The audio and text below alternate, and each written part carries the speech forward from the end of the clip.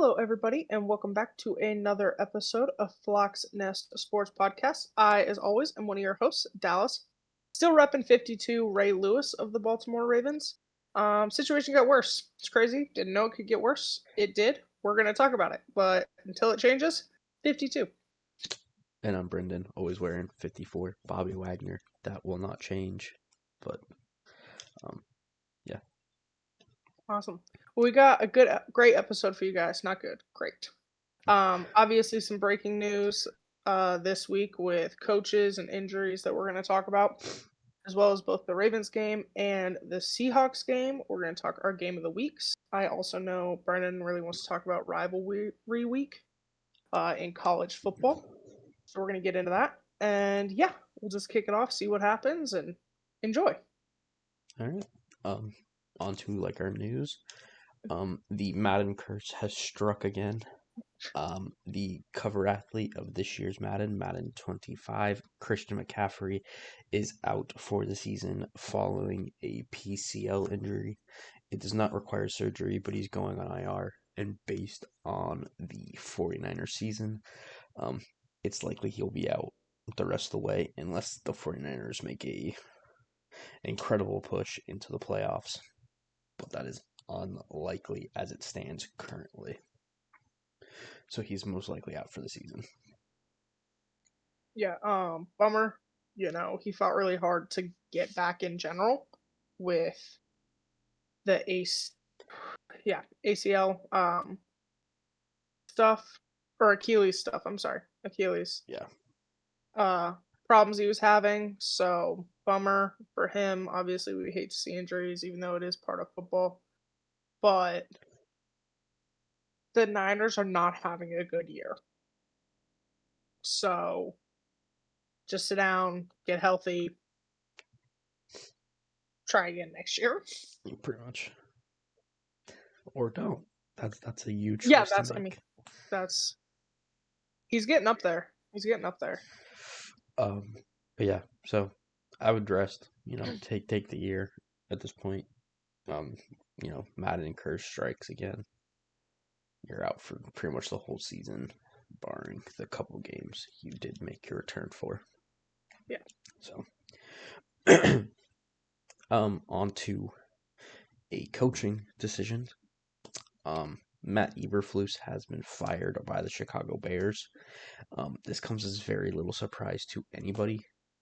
I think you were of the opinion that they would wait until the end of the season to make this change. But the way the Thanksgiving game against the Lions ended, this was kind of a no-brainer and a decision that needed to be made, in my opinion. I don't know.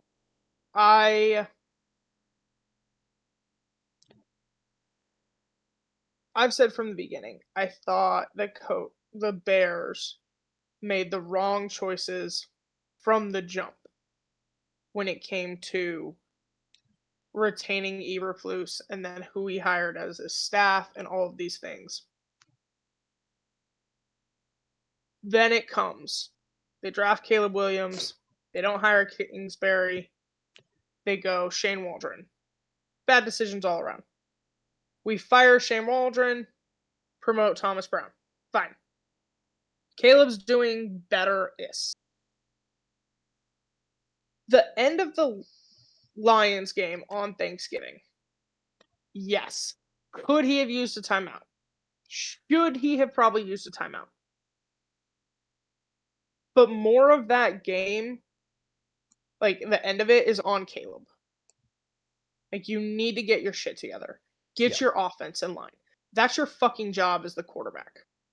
Get your stuff together. Get going. You know how much time is. And then in his post-game press conference, didn't seem to know if he had a timeout or not. What the fuck is happening? Yeah. It's a dysfunctional organization. It was and it all came to a head, like it often has at the end of Bears games. So I get the fire. I absolutely do. The concern I have is You've changed offensive coordinators, you've changed head coaches. You're probably going to change again going into next year.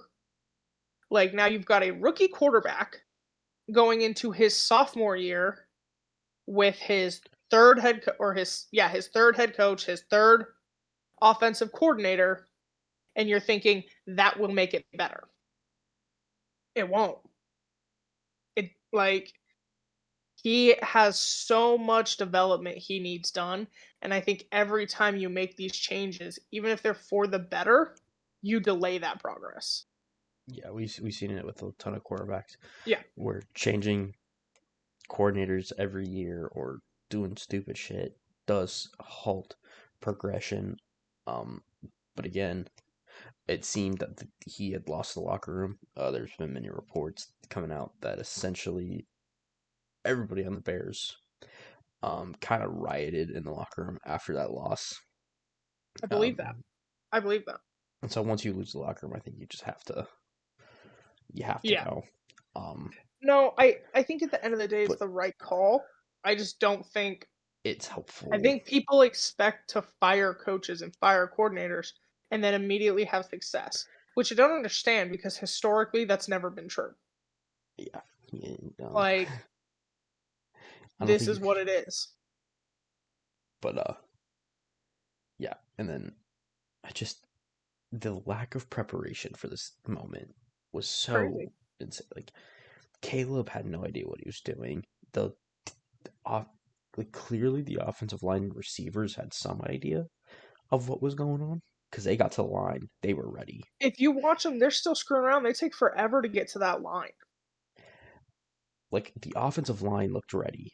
The receivers definitely had like a couple of them I thought were there might have been one or two, but as Eberflus, you have to be watching that situation and sitting there with a Yeah. clock, knowing okay, I can still call a timeout and we can kick a field goal. I can still call like Yeah. there should I be a think moment in which there should be a moment when you go, okay, now this is what it is. This is where we're at. yeah, I think, we talked about it because I said this about the Ravens that I felt like when they were having their defensive blunders, I'm like, why is no one calling a timeout? Is I do think sometimes coaches are like, if you're gonna fuck around, you're gonna find out. Like this is how you learn. Like that timeout is meant for the kicker, and he can't kick from this distance anyway. And you obviously can't get to the line fucking fast enough to spike the ball. So I'm not saying it's the right call. I'm not saying it's what I would have done as a coach. I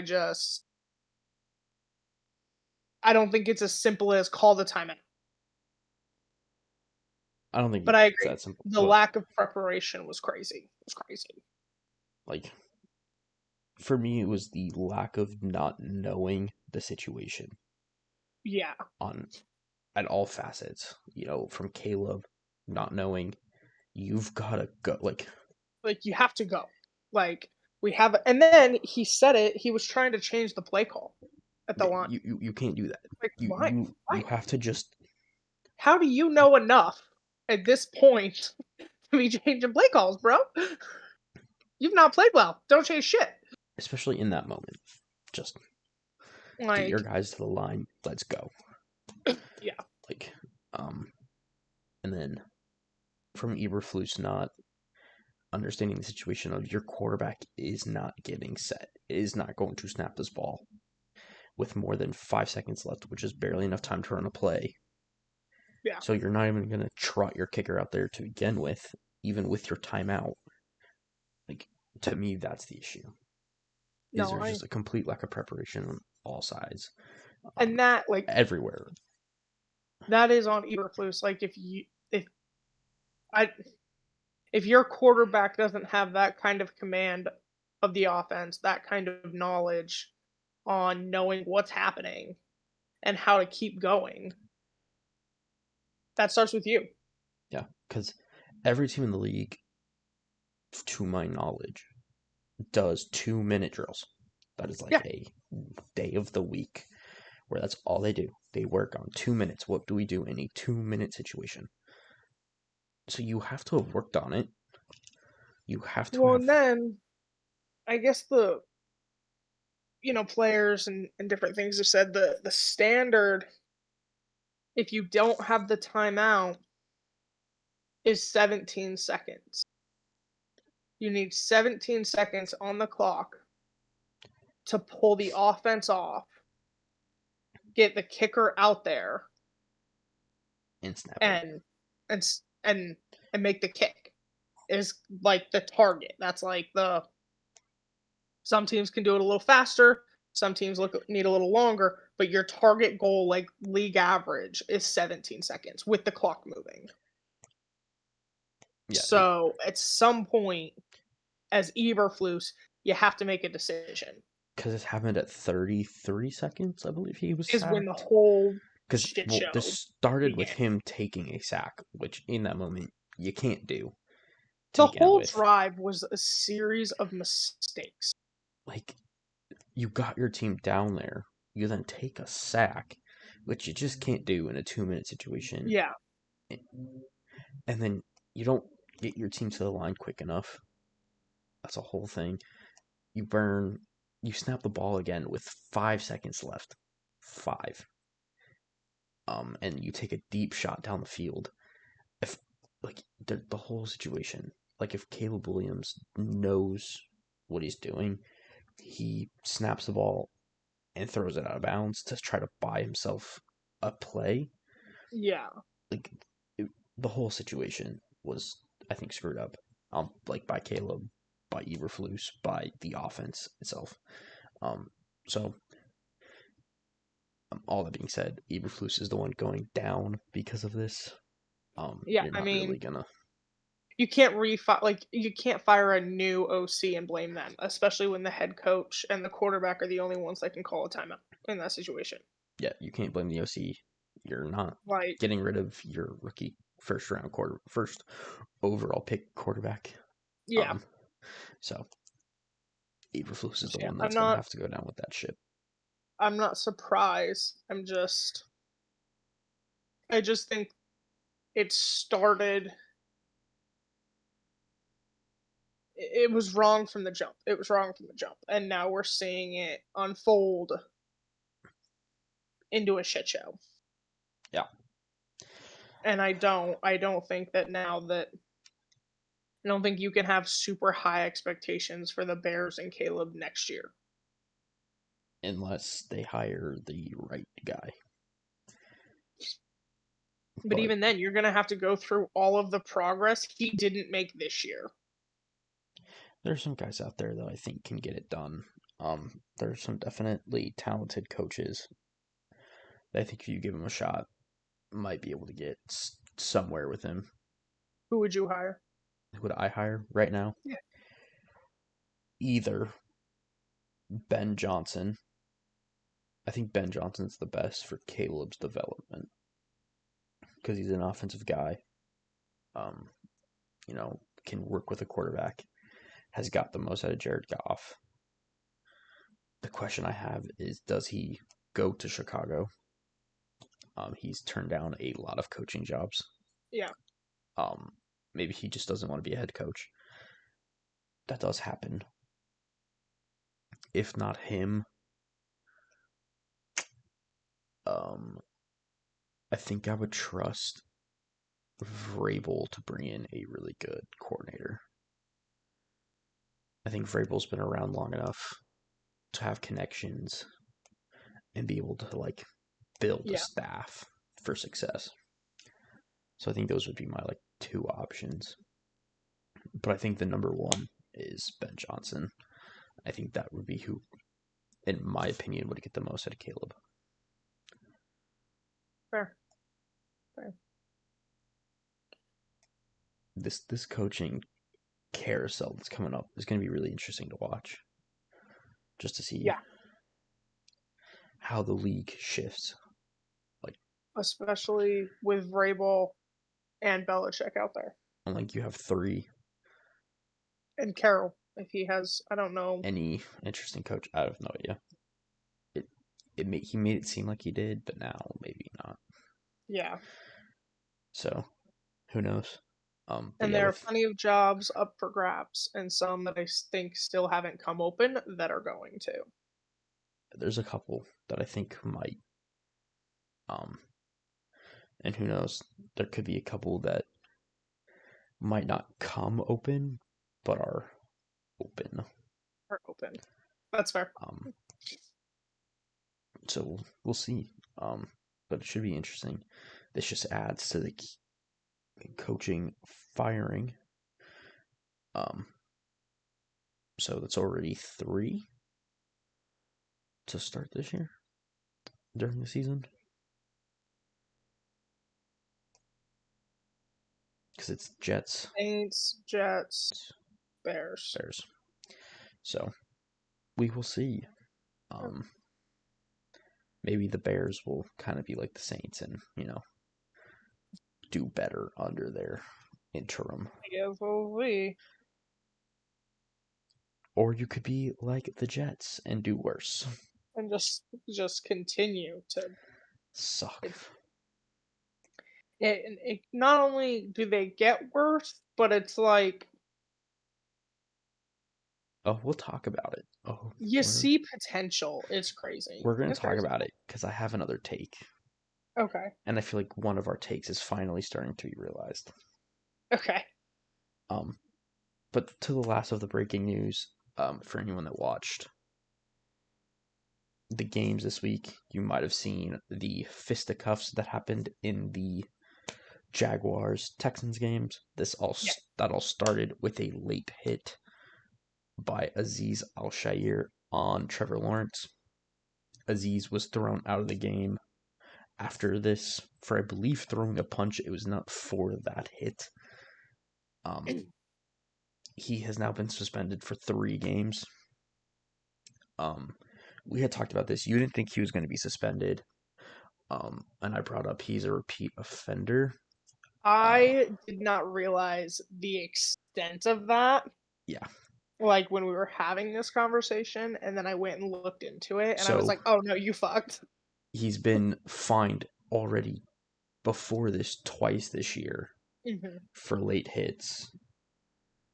One of them was a late hit. I don't remember what the other one was, but he's already been fined twice this year, and then he was fined Brady's last season, which I think was Yeah. 2 years ago. So he's a repeat offender, being fined already twice this year. Definitely prior to this, I think kind of sealed the deal on the suspension. 3 games is about the most the NFL does normally for stuff like this. I kind of think they should have done more personally, um, just for the kind of hit, um, Yeah.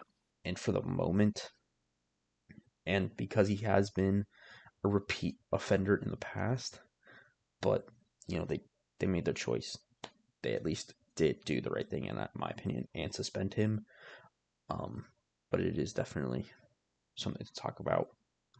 I Well, think the thing I'll note, I guess, is that leaves him he only gets one game, I think, left in regular season yes, because they're on bye this week. 3 games out, he can play the final game of the season, and then currently they are in they a are the 4 seed. because they are leading that division. Yeah, Yes, but who you gonna win a playoff game? Like in the AFC, the way they look and the way his O line's been, yeah, and the way some of these you're other probably teams, bounced in the first round. because I think they would play the no, the Broncos. They might play the Broncos. I think that's a possibility. The bracket's weird right now. I have no idea how it looks in the AFC, but they would play probably a team better than them, even if they are in a wild card Yeah. position. Um, it is what it is. I do think this hit does bring up a pretty interesting conversation that I've been hearing recently on QB sliding and how we ref and coach that. Yeah. Obviously, the QB slide was put in to protect quarterbacks. The original plan was for it to be quarterbacks can slide in the open field well early enough to where defenses don't hit you. So that means you just give yourself up before any defense is close to you. Yeah. Quarterbacks have been pushing that closer and closer and closer, and I think we're finally starting to see defenders not believing and starting to Well, and make I these think hits, do these things. when you have quarterbacks like Patrick Mahomes, Does it a lot. who threatens to throw the ball 5 yards past the line of scrimmage, Or and you see that on tape and you go, okay, no. Or you see Josh Allen bully through guys, Lamar's jumping over guys. you also have Mahomes Like, run towards the sideline, act like he's going out of bounds, and then yeah. will turn up field.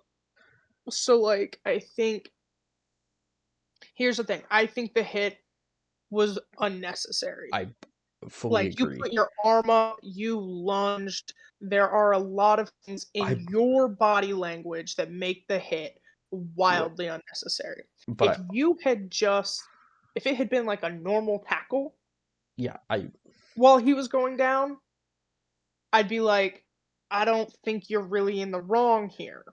but the way he did it, I definitely Yeah, believe it was justified. I'm also bringing up the point that like we are starting to see quarterbacks take more of these hits because of what because the quarterbacks are risks doing. they're taking. Yeah, absolutely. Even when you're sliding late. Like you're Mhm. sliding right before you get to these guys. Um, like I don't think Lawrence slid late.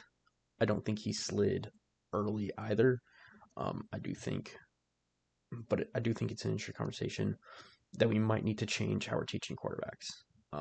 We've got to stop because I do think this is a problem of quarterbacks taking unnecessary hits because they're one trying to slide too late. Yeah, or what the expectation is from a defender.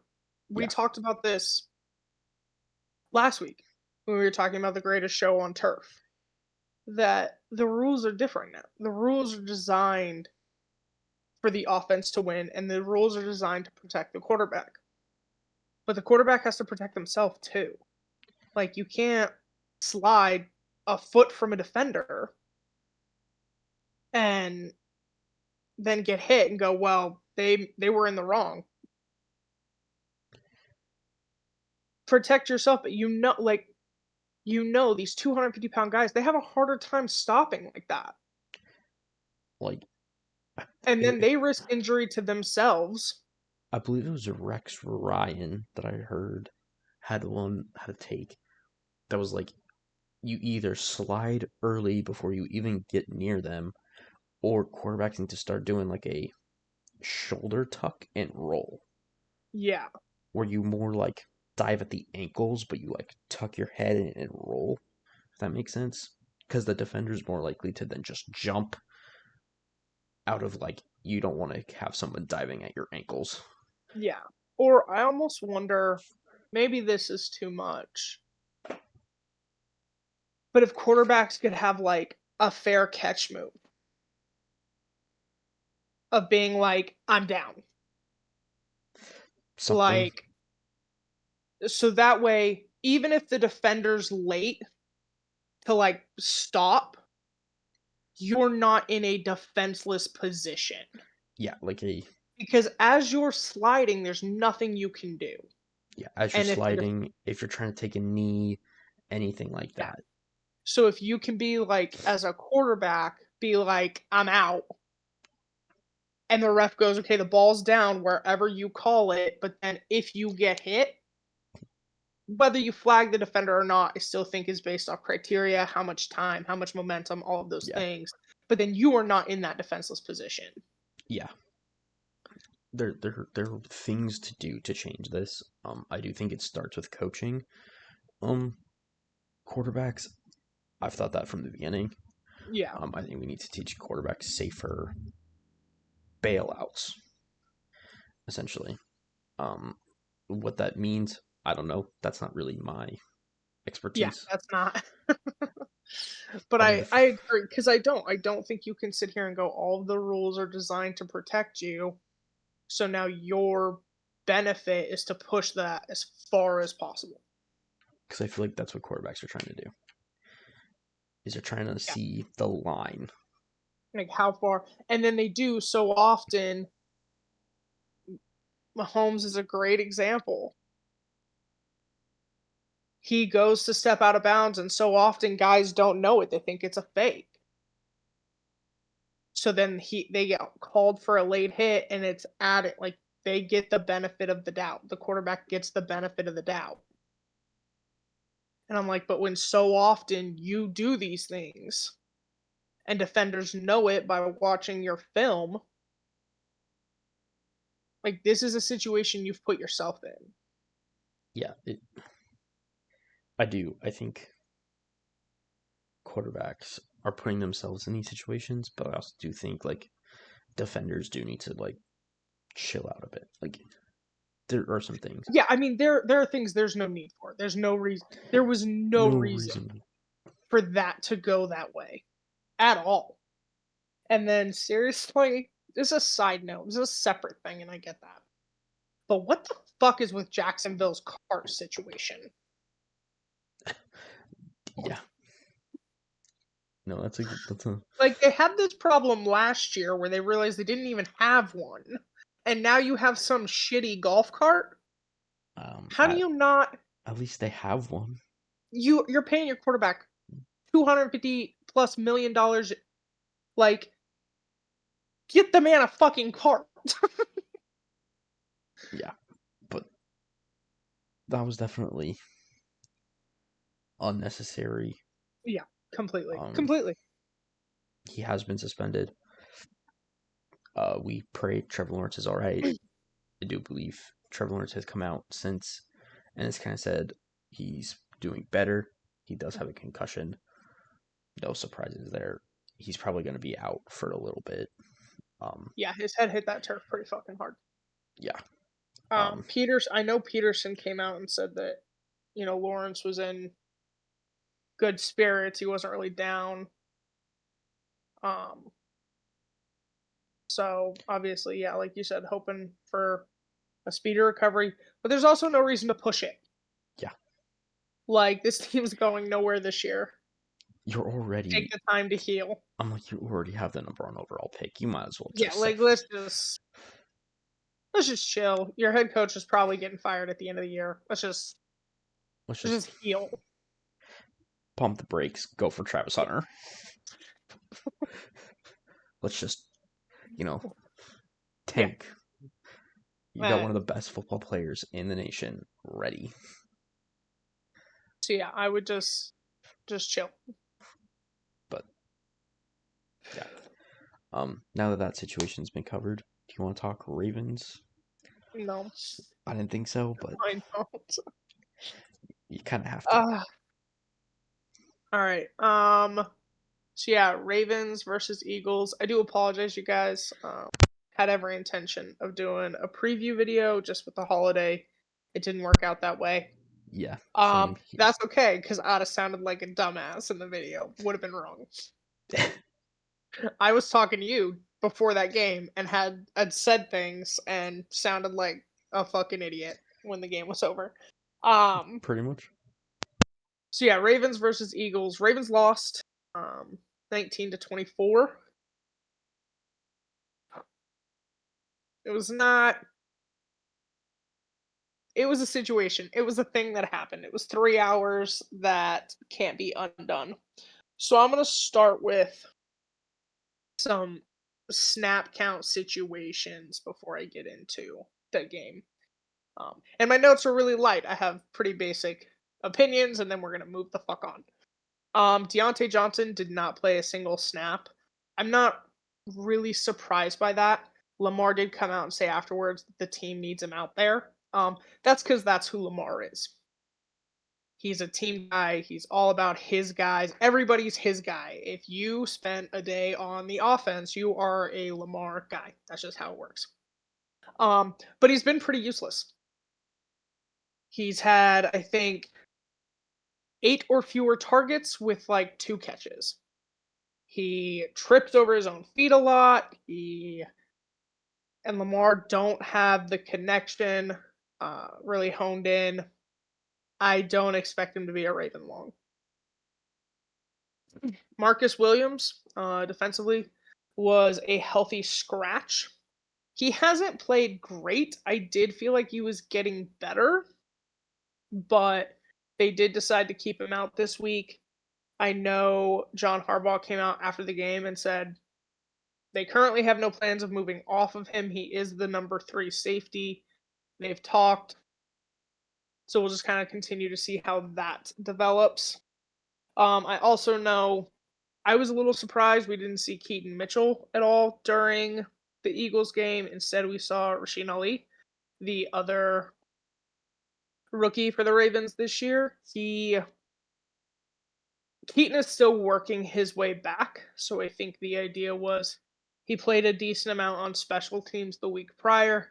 This week, let him rest, let him heal. And Ali has not gotten a regular season shot really, because he was on IR. So now that he's off, letting him get some reps in, seeing what he does while Keaton continues to work his way back. Okay, so we're gonna start with Tucker, um, who missed 3 kicks, which was a first in his career. So that was cool. That was fun. 2 field goals and a PAT, 6 points. And if you can do the math, the Ravens lost by 5. That would be So 7 points. Two 2 field field oh yeah, goals and a 7. PAT. And the Ravens lost by 5. So interesting note, the Ravens have lost by a total of 22 points all year. Tucker has missed a total of 22 points in kicks all year. So that's a fun little fact for you. That's rough. That's Yes, great. that's Um, ooh. Harbaugh says he continues to believe in Tucker. Lamar continues to believe in Tucker because that's his guy. They currently do not have plans to bring in another kicker for competition. That does not surprise me. I don't know what the solution is. And I know what the answer is. He's not sure. They're all wide left. This week he mixed it up. One of them was wide right. It was crazy. I don't know what the solution is. I think he's a great kicker. I don't know if it's mental. I don't know if it's aim. I don't know. I don't know if someone needs to scream in his face. Harbaugh just hugged him after his final miss. But something's got to get right. This team has potential. But going into playoffs, you're going to need a kicker. Like that's how it works. So, hopefully that gets right. I'm not holding my breath, and even if in 2 weeks when they play the Giants it's better, I'm not convinced the problem has been fixed. So, I need to see several weeks of fixing the issue.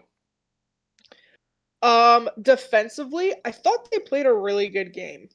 Um, they did a really great job of keeping the Eagles out of those 3rd and short, 4th and short situations, to avoid the tush push. I thought, they handled the line really well. They got plenty of pressure. They contained Saquon for most of the game until his final, um, until his like touchdown, that final big run he had. Obviously, 24 points, you'd like to see fewer. But when you also consider their first 2 touchdowns came on really short fields, and the offense kept going 3 and out. The defense was out there a long time, getting tired, short field. I'm not necessarily surprised. I think overall, though, we are really seeing this defense come together. We are really seeing who they can be. Marlon Humphrey came out after the game and said he doesn't think they're quite there yet, but they're definitely getting closer. And I saw that this week against a great offensive team. AJ Brown never really got going. Saquon outside of the one big run never really got going. I thought it was a great defensive game. Offensively, in short, Lamar needs to do more. Here's what I mean by that. He came out after the game and talked about how his mom was cussing at him because he had running lanes that he could have taken and should have taken. I care less about, oh, you have the running lane, take it. He has made it very clear that he doesn't want to be a primary runner. He wants to throw the ball, run if he absolutely has to. He wants his guys to get their yardage, to get their catches, their targets, their touches, all of it. That's great. But the thing he needs to remember is his running back backfield is successful because of the fear of Lamar. When you're not sure who's going to run it, you cannot devote all of your resources to stopping one person. Derrick Henry got bottled up a lot because they knew it was just going to be Henry.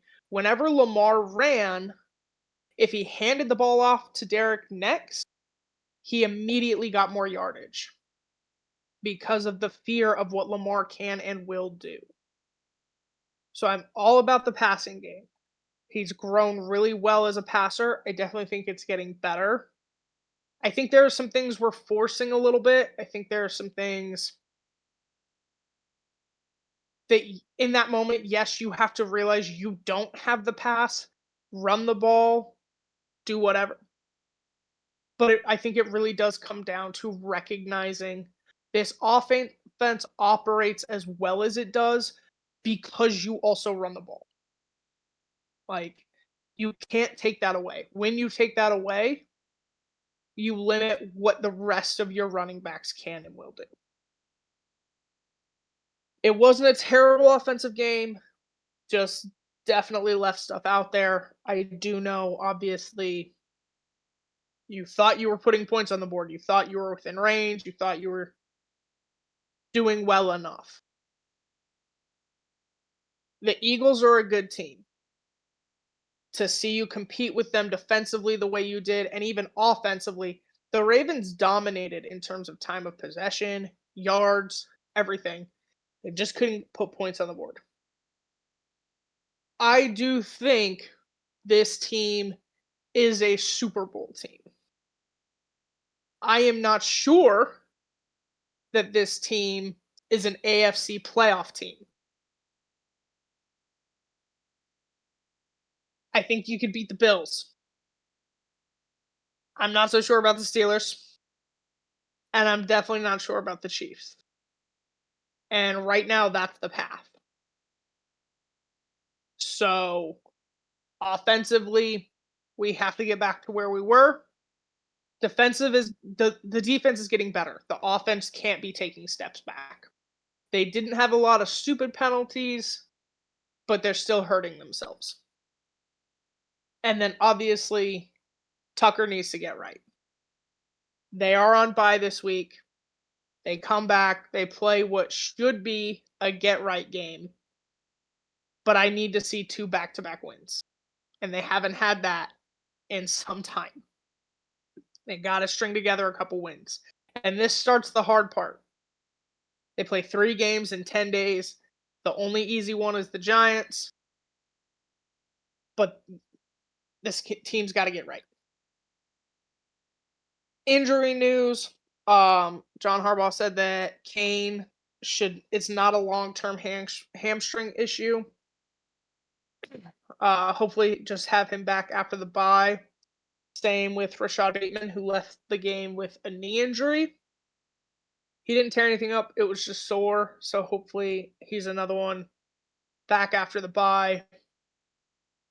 I'm a little concerned about that game. I'll be honest with you. Lamar's energy in his post-game press conference was basically like, "Fuck the bye, let's play the Giants in 20 minutes." And sometimes when he approaches things with that nervous, excited energy, it doesn't always go so well. I'm also a little concerned that we're going to try to put too much of the team on our back. Like, run more, not every fucking play. So, we'll see. Yeah. But it was not a great game. Um, it had really good points. Some of the things I wanted to see get better got better. Some things got Got worse worse. Yeah. by a lot.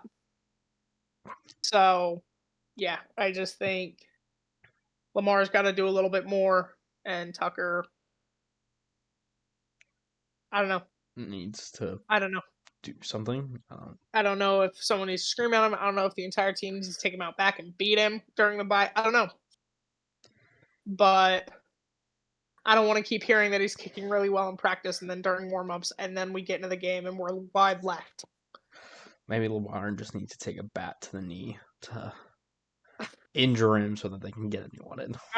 I don't know. Somebody needs to do fucking something. Um, I took out the jersey. Okay, I'm doing my part. Now the Ravens need to do theirs. I slept through most of this game. You did. Yep. Um, it was kind of a boring game until the end. I would still call it boring. But the Ravens, I just don't think they played their best. I thought they started off really well. And then I think Tucker missed some kicks, and I think you could tell like their confidence level came way down, and I think that's when you start to see the mistakes, the like leaving stuff out there start to like Yeah. come, and I think it was just from them trying to do too much in a way of you don't trust your kicker, so you're trying too hard to be perfect to score touchdowns. Yeah. And I kind of think that's where the Ravens fell into after they saw Tucker miss some kicks. Obviously, Tucker needs to make some kicks, but I think the Ravens offense needed to understand even with Tucker missing, we can't stop what we're doing. We just have to keep Yeah. trying rather than I think in the past Tucker's been a safety net yeah. of, okay, we didn't get points, we didn't get a touchdown here, but we're going to get points. It was like this guaranteed thing. So we can work out the problems we're having. We have time to figure it out. But when Tucker's missing, the offense doesn't have that room.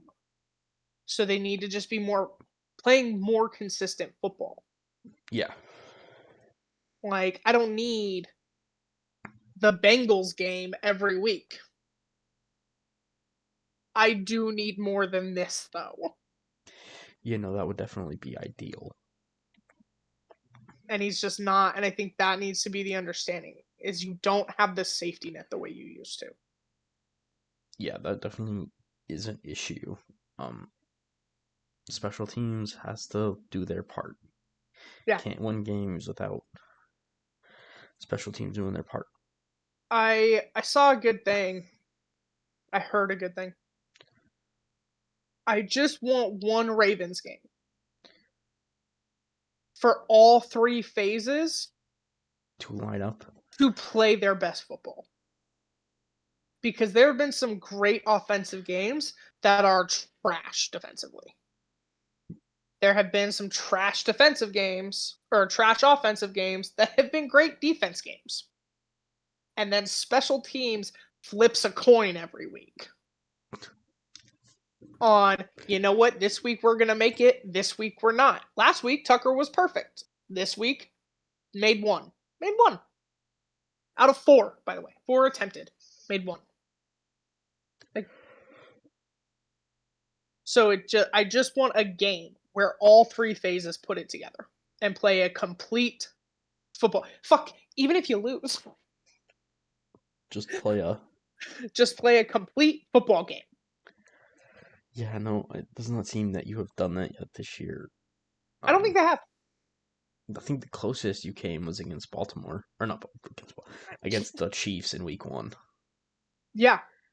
It felt the offense was playing well, their defense was playing well, and Tucker wasn't shit. Yeah. So I think that was the closest y'all came, and you still lost. So that's. But the Chiefs are. Also, I have a Chiefs. take real quick. I have it because Chiefs. I think Fucking hate them. because I do think this could be what happened to Tucker. You remember in the He AFC, was wrong before that. He was missing kicks last year before that. but now it's even worse. Because I've heard multiple people, every Chiefs fan on the planet, That, he's like he hasn't been right since this moment. Like he was wrong before that. It's gotten worse, but but he was I'm wrong just, before that. Chiefs and their fucking dark magic, man. I don't understand. Don't get it. I don't know. I fuck. Maybe we all need to go to Kelsey's house and beat him up. That would be definitely a option, I guess. I was more Do thinking, something. Mahomes, but Oh, okay. sure. Well, Kelsey's the one that threw a helmet. But it's Mahomes magic. That's fair. Mahomes' dark Um, magic really is the issue. we could just burn Taylor Swift albums. I don't know, but somebody do something. It's like burning sage. Yeah. Clear the juju. Like, I like these people. I want to be very clear. I have a lot of respect for Travis Kelsey as a player, but I need my kicker. So, like, I just want to be clear. Great respect for you. I think you're a great tight end. But if I thought it would help Justin Tucker, I would happily show up at your house and try and hit you. It would not go well. Just gonna run away. Just gonna, like, not well, he will catch me, but I don't know. He's starting to get up there. You have to pick like right after a game where he's a little tired and he maybe hurts. he's a nice guy. Maybe I could ask him to let me hit him. I don't Just think be that like, would. look, bro, I need you to take can back you the just hang out curse. for a minute? Yeah, can you just help me out? All right. Yeah. Well, talking about shitty special teams, I guess. I don't think it gets more shitty than the Seahawks special teams this game. You at least won your game. Don't hear it. Special They teams did not cost you the win. they They tried tried to, they but they tried didn't. very hard. My special teams, hardcore, lost this game. Yeah, Hardcore. yeah. Um, On to the Seahawks, I guess, since we're here. Talking. Seahawks get the win, 26-21 over the Jets in New York. Um, where to start? I'm gonna leave special teams to last. I'll go to that last. We'll talk about the offense. The offense continues to be in a funk, and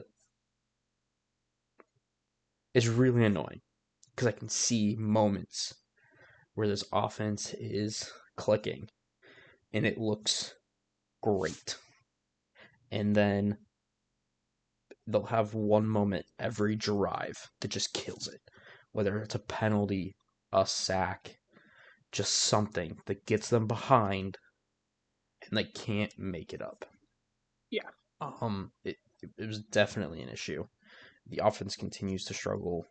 You only put up 20 points against this not so great Jets team and Jets defense.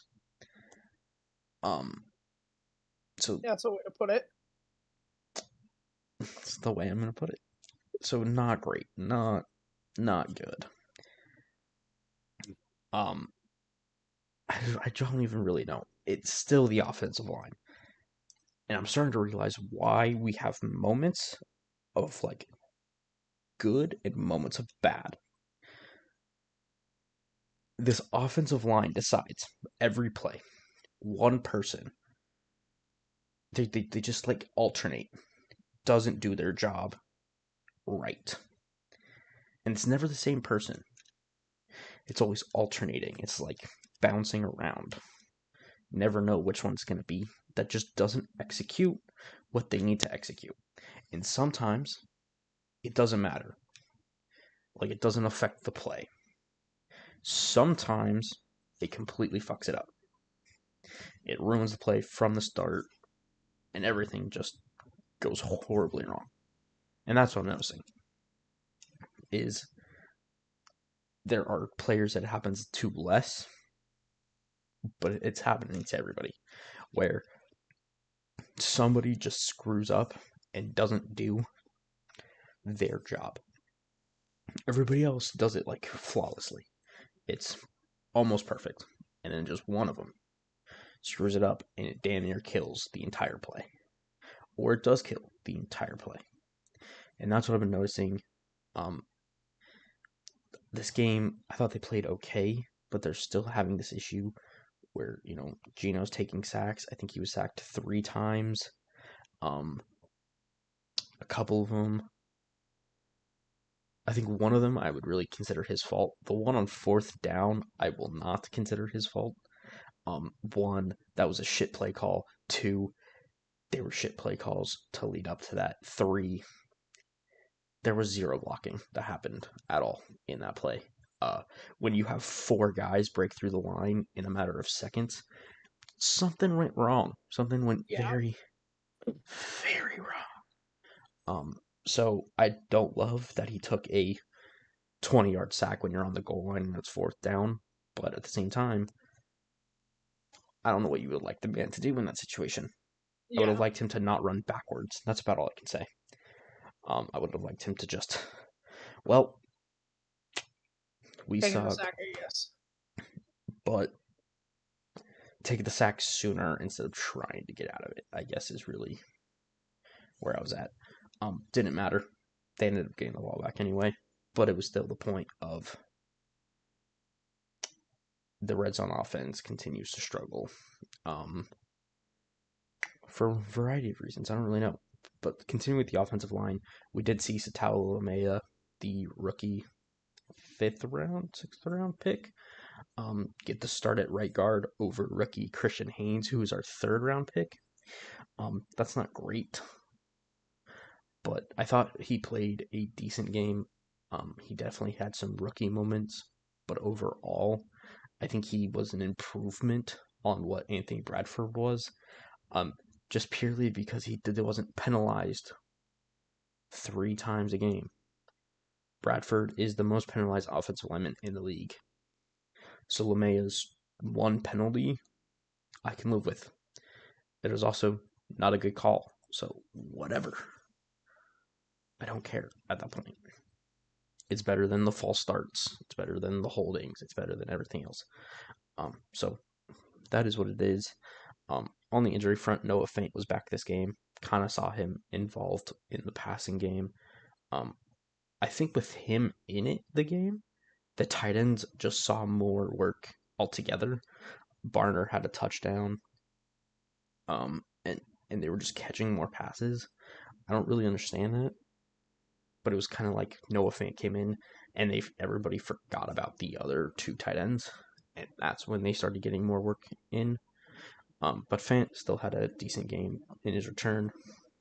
Nothing to write home about, but contributed enough.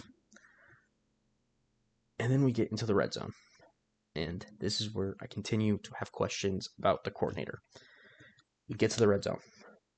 We have a 1st and goal, 2nd and goal, 3rd and goal, a penalty, a 1st and goal, 2nd and goal, 3rd and goal, 3rd and goal, 4th and goal.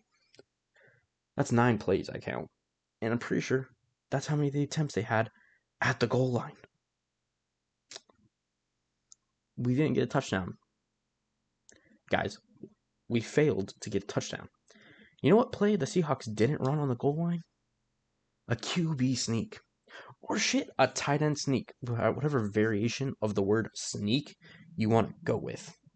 Whether it's the tight end, a running back, anything at all. Does Gino run a QB sneak? He has for the Seahawks. Um, I'm personally like I don't care if it's him or if we have like a tight end Yeah, do it like the Chiefs do.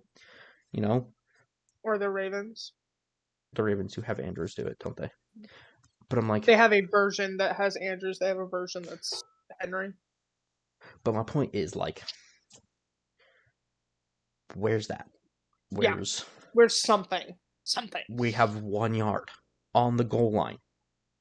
We've been gifted opportunity after opportunity after opportunity, and at not one point did I see a play that I was like, that would work. It was all just terrible play calling on the goal line. And seriously, in 8 to 9 attempts, we did not run a single sneak. Yeah, What are we doing? Geno Smith is like 6'2" and is stronger than you would think. He is a slender-ish guy, but he's still a quarterback and is still relatively strong.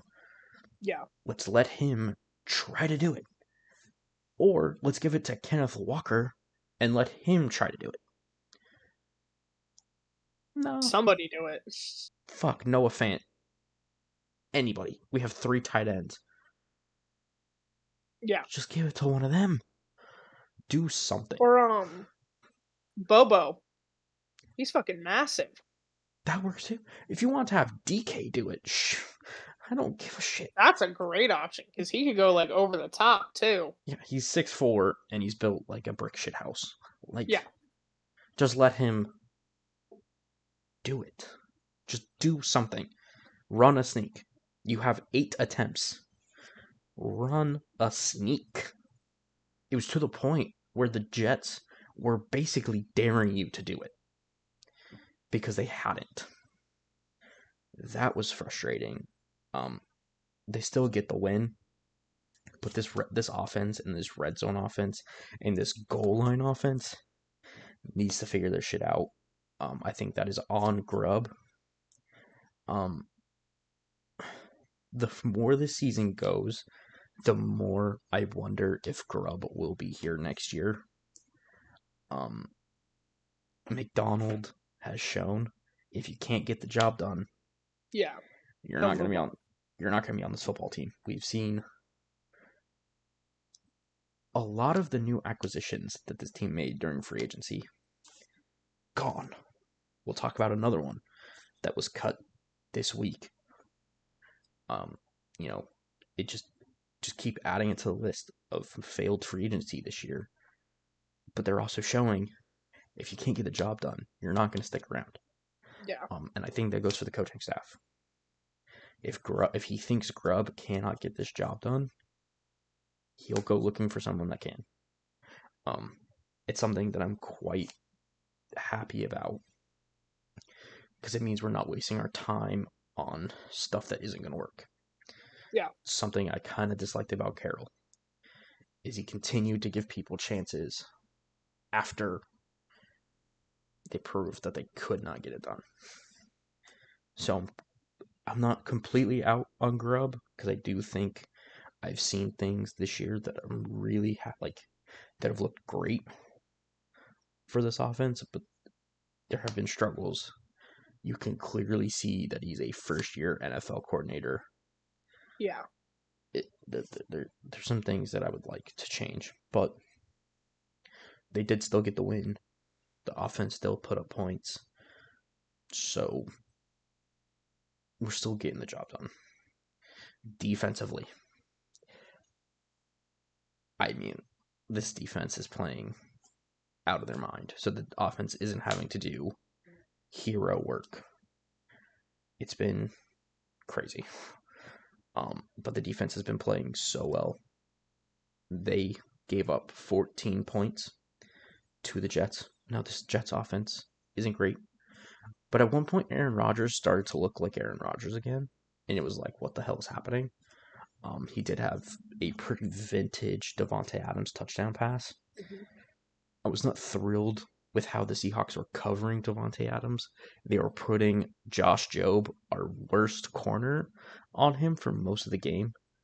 And we kind of saw Rodgers pick on Take that. advantage. The minute it was somebody other than him, Devontae was like shut down.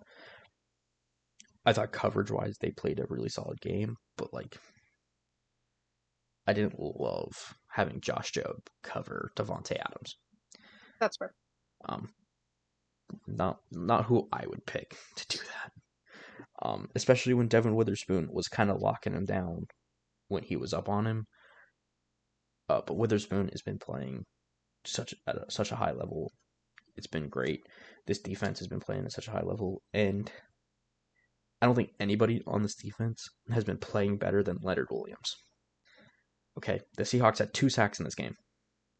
Both of them were by Leonard Williams. He's playing at an all-pro level. Okay, not the whole season. I'm going to preface that now. He was not great the first half of the season. Yeah. But since the bye week, in 3 games, he has 4.5 sacks, 6 TFLs, a pick 6, a blocked PAT, and I don't remember the amount of tackles, but it's in the double digits. Yeah. Has been playing better than anybody else. Has been an all-pro level these last 3 games since the bye week. And these are against traditionally decent offenses. You have the Rams with Sean McVay. Or wait, no. No, you had the 49ers with Kyle Shanahan when they had McCaffrey healthy. You had the Cardinals, who have been a really good offense this year and have been putting up points. And then you had the Jets, who have Aaron Rodgers, who is a Hall of Famer. He's not playing like it, but who is a Hall of Famer at quarterback with a Hall of Fame wide receiver. And this defense is playing out of their mind, and he's part of it. His 92-yard pick 6 is the longest by a player over 300 pounds. So that's a fun Nobody stat. runs faster than a big boy with the ball that thinks he can score. He was Nobody. he was chugging. I think they They measured. want it. I think It they happens so rarely. When that opportunity comes, they fucking want it. also this moment. It was so great because you could see it. McDonald knew that Rodgers, in his old age, I don't know what it is about this season, but he does not identify people dropping into coverage from a rushing position very well. Because the Vikings picked him off once doing that in that game, and now the Seahawks have. I don't know what that is right now, but he has not. Leonard Williams, from the nose tackle position, drops into coverage to make this interception. That's, I think, the most impressive part. Is you drop into coverage, bat the ball to yourself, catch it, and then run 92 yards. 92 yards. And he got up to like 17 miles per hour. For Really a guy good. over 300 pounds, that's pretty impressive. Yeah. Also, really random stat that I just kind of want to mention. There's only 2 players in the history of the NFL that have had multiple sack games and a 90-plus yard pick 6.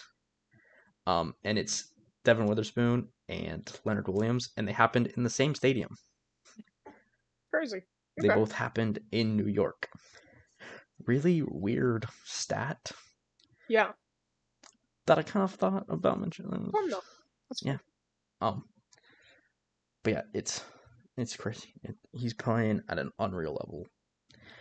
Obviously also had a PAT block this game. So, 2 sacks, a pick 6, a PAT block, and I think 2 more TFLs on top of that. I don't know what more there is to say. He's playing at an unreal level. And it's great to see. On to something that's playing at a not unreal level, or an unreal level of shit. And I mean that. They played like shit. Special teams tried very, very hard to lose this game. Okay? In order of what happened. On the first drive, the Seahawks gave up the touchdown That's on the defense. Leonard Williams did get flagged for a face mask on Aaron Rodgers. It was a face mask. He was trying to make the sack, got his hand in the face. Extended the drive. Rodgers made them pay. He sometimes will do that. Yeah. He's very good at making teams pay for mistakes. That's what he's good at. Despite that, he still sucks, but whatever. Had he not missed the touchdown throw to Wilson, he would not have thrown the pick. That's all I'm gonna say. So they give up the touchdown. Whatever. Seahawks get the ball back. On the kick, they receive it. They're going. D. Williams fumbles the ball to the opposing team. He was actually hit and fumbled it. We're about to get to something else. He was actually hit, fumbled the ball, gives it right back to the Jets. The Jets proceed to go down the field and score another touchdown. On the previous touchdown, they had missed the extra point. They ended up getting the 2-point conversion. Seahawks are now 14-0. This is pretty early in the game. This is still first quarter. 14-0. The special teams was not done yet. On the next kickoff, Laviska Shenault fumbles the ball coming out of the end zone. Doesn't even catch it. Muffs it. Completely biffs it. Thankfully, recovers it, but puts the offense at the 11-yard line. Not a great position to be in. The offense bails him out, goes down the field. Really good drive. Gets a touchdown. It's 14-7.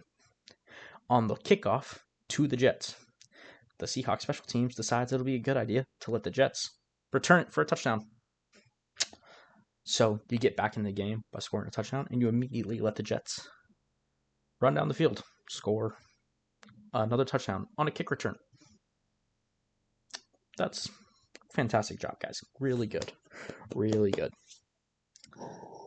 On the kickoff from the Jets to Laviska Shenault, he once again muffs the ball.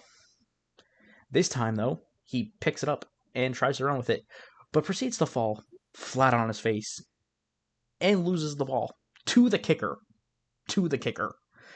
You know how sad that is that the kicker recovered the fumble? You lost the fumble so badly that the kicker recovered it, guys. What are we doing? So that is the second fumble lost. Third fumble altogether in special teams. Okay. Thankfully, Leonard Williams bails the team out and has his 92-yard pick six following that special teams disaster. I can't even think of something more than that. On that touchdown, the Seahawks go to kick the extra point. It is blocked. The Seahawks are now losing 13-21. In the first half, the Seahawks made half a dozen mistakes on special teams. The second half, they made none to my count. They didn't fumble a kickoff. To be fair, there wasn't a kickoff to fumble because the defense shut the Jets out. And the Jets didn't return a kick. So good job in the second half, guys. Way to do your job. And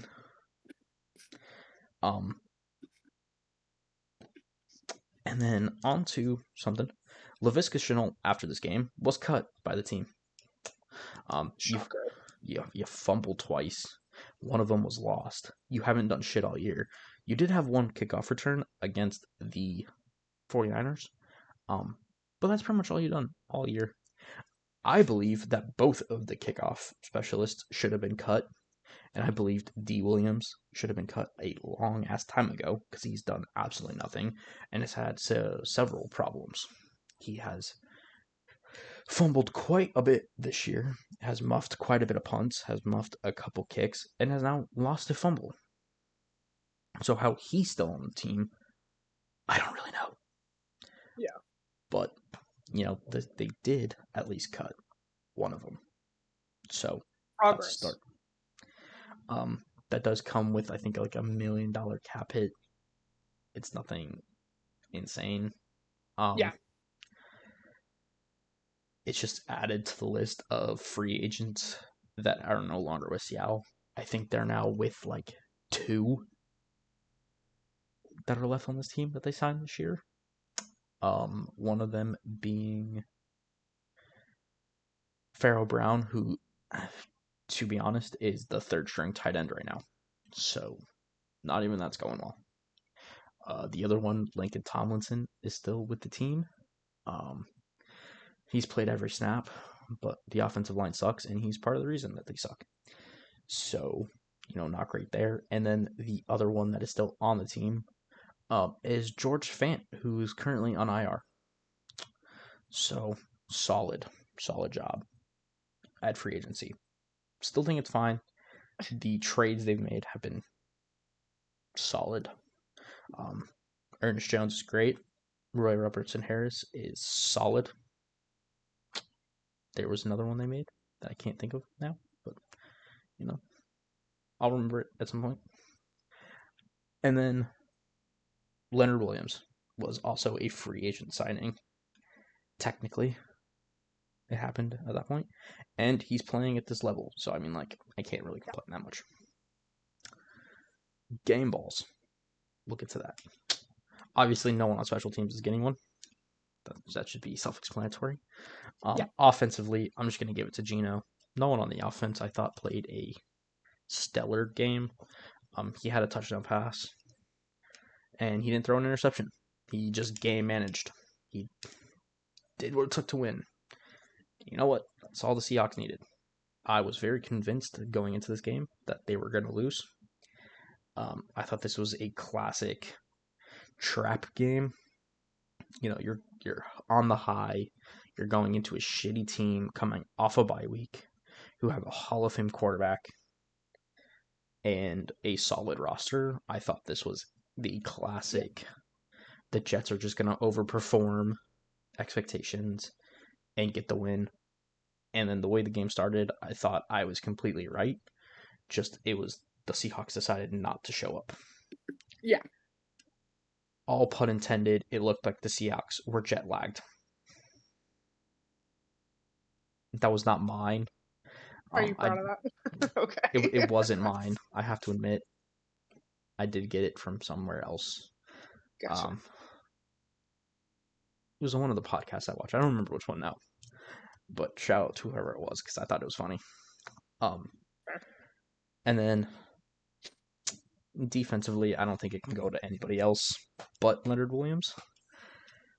You have 2 sacks, a pick six, and a blocked PAT. I don't know if there's any argument to be made for anybody else. I will say the defense as a whole played well. Only giving up 14 points, 7 of which were essentially gifted to the Jets at the 20-yard line. So, you tried. You got the shit end of the straw, but you shut them out in the second half, and you led the team to victory. So, can't really complain.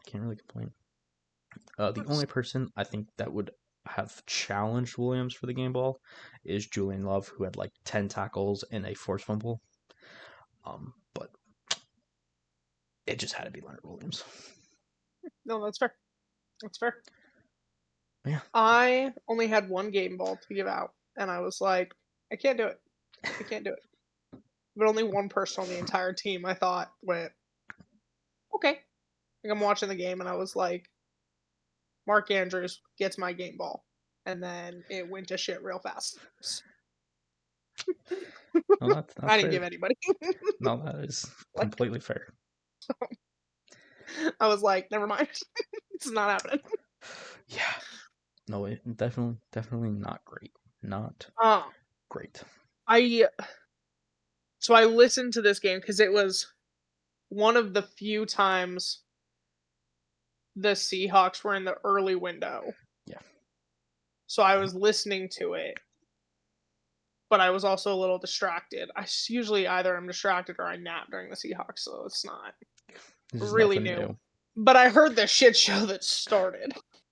because I texted you. Um, Yeah, she texted me upon the second fumble, so right before yeah, the Leonard Williams touchdown, to which, "Is your day going all right?" To which I responded, "I've given up." yeah. And at I that was point, like, "How's your day going?" I was about to turn everything off. And then the touchdown happened, and I was like, Maybe. maybe. Um, I I'm glad that like the defense has kind of gotten their shit together. Obviously, that's what McDonald was gonna do.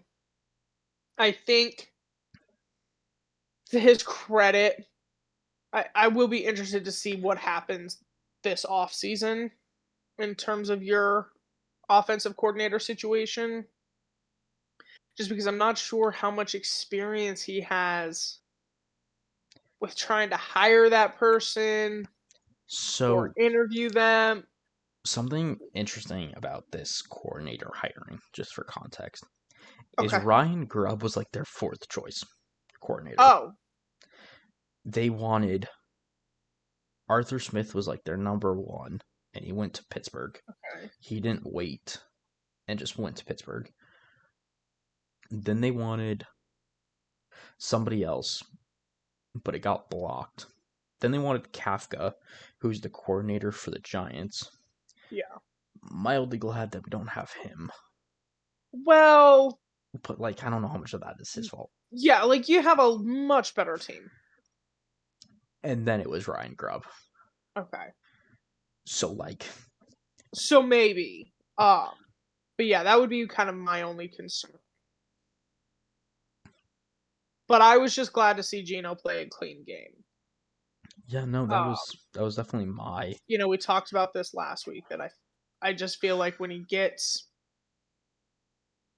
I don't want to say scared. I don't like the word scared. Like he's a fucking NFL football player. Like he's a professional football player. when Um he loses when faith in the offensive line. yeah, I think is like the best way to and put it. there's pressure to perform and to win, those mistakes ramp up. So to see him play despite all of the bullshit that happened, to see him Yeah, play a clean game, I thought was really good. you know, I needed somebody to play a clean game. Yeah, Glad it was Gino. Glad he got that out of his way. I will also say something because we're talking about pressure. I didn't realize this. Aaron Rodgers is the worst quarterback this season when facing pressure. that does not surprise me. Um, and I was very happy with the play call at the end of the game Oh, I was like, because where's this going? we've seen Aaron Rodgers eat up teams when they don't send pressure. Yeah, He's the king of the Hail Mary. He's like the most successful quarterback at throwing a Hail Mary. Just is what it is.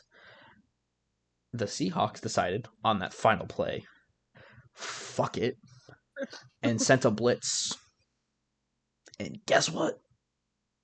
Aaron Rodgers overthrew the football. It's that simple, guys. Pressure him.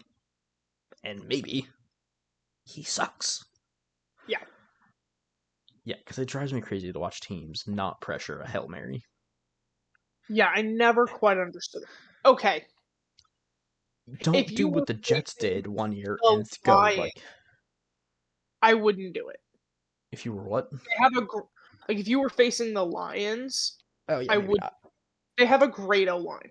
Yeah. Aaron's O line is trash, So I don't and understand it. he's not good under the pressure. So I just don't understand it when, like, don't do what the Jets did one year and, like, send the whole fucking team and yeah, leave the guy wide open. Don't do that. But, like, send, like, six, five, send more than three. yeah. Like, try to speed up the decision. Like okay, like when you think about Jaden Daniels, Yeah, Hail Mary, he had all fucking day to throw that damn ball. that's my point. Like If you speed a it up, little pressure's okay. make them get the ball, get rid of the ball. Yeah, So I thought that was a great play call from McDonald. Um, and we really are seeing this defense and this team kind of take a step in the right direction. On a little side note, McDonald has been away from the team this week. He and his wife just had a newborn baby. So Leslie Frazier is currently the head coach of the Seattle Seahawks for this week. Well, So congratulations to the McDonald family. yeah, so McDonald should be back before the game, but obviously, That's exciting times. that's really positive news, given the news that came out of San Fran this week. Yeah, So, really, really glad to hear that. Yeah, yeah. So congratulations to the McDonald family. Um, you said we had a take that was coming to fruition or was being proven, correct? it's that Aaron Rodgers sucks under pressure, Aaron and Rodgers sucks is the take. That's the I current. mean that's also, yeah, Like, I know we haven't really talked about it because I don't care. Um, we'll see. We'll see what happens. When something happens, I'll have an opinion. But there's like all the debate of what Aaron will do next year, what the Jets will do next year. I don't care. I think there's one right answer. We'll see what they do. But he this isn't it. I feel bad for him. Like, I'm not an Aaron Rodgers fan. I'm not. And I never have been at any point in his career. Uh, but this is like I feel like there's a when you're a great or a Hall of Famer, there's a way to go out, this isn't and it. this isn't it. And it's hard to watch. It's Like, because it's it's hard to just watch. because it is. So, He's missing but throws. it's gone. It's He's missing easy throws. He's terrible under pressure. He's can't he's move. scared. He's so scared of getting hurt. Yeah, he can't move. He doesn't want to get hit.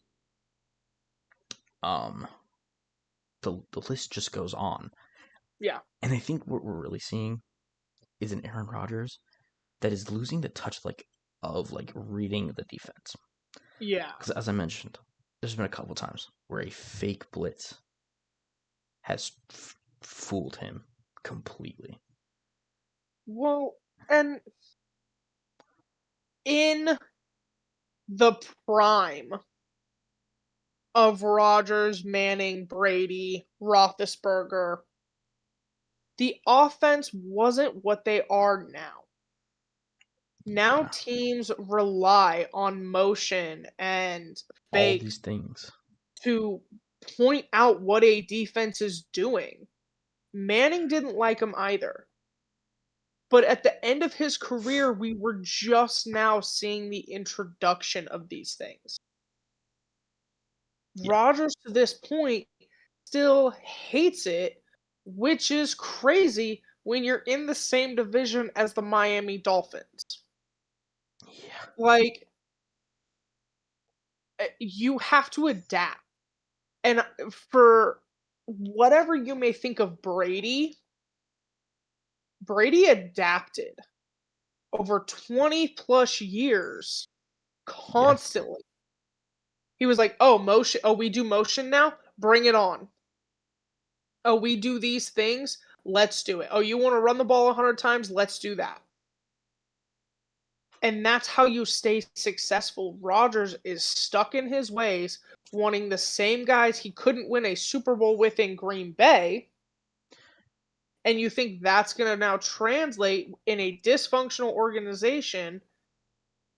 It didn't work. Yeah, if I'm the next head coach slash GM, because I think they'll get hired the same.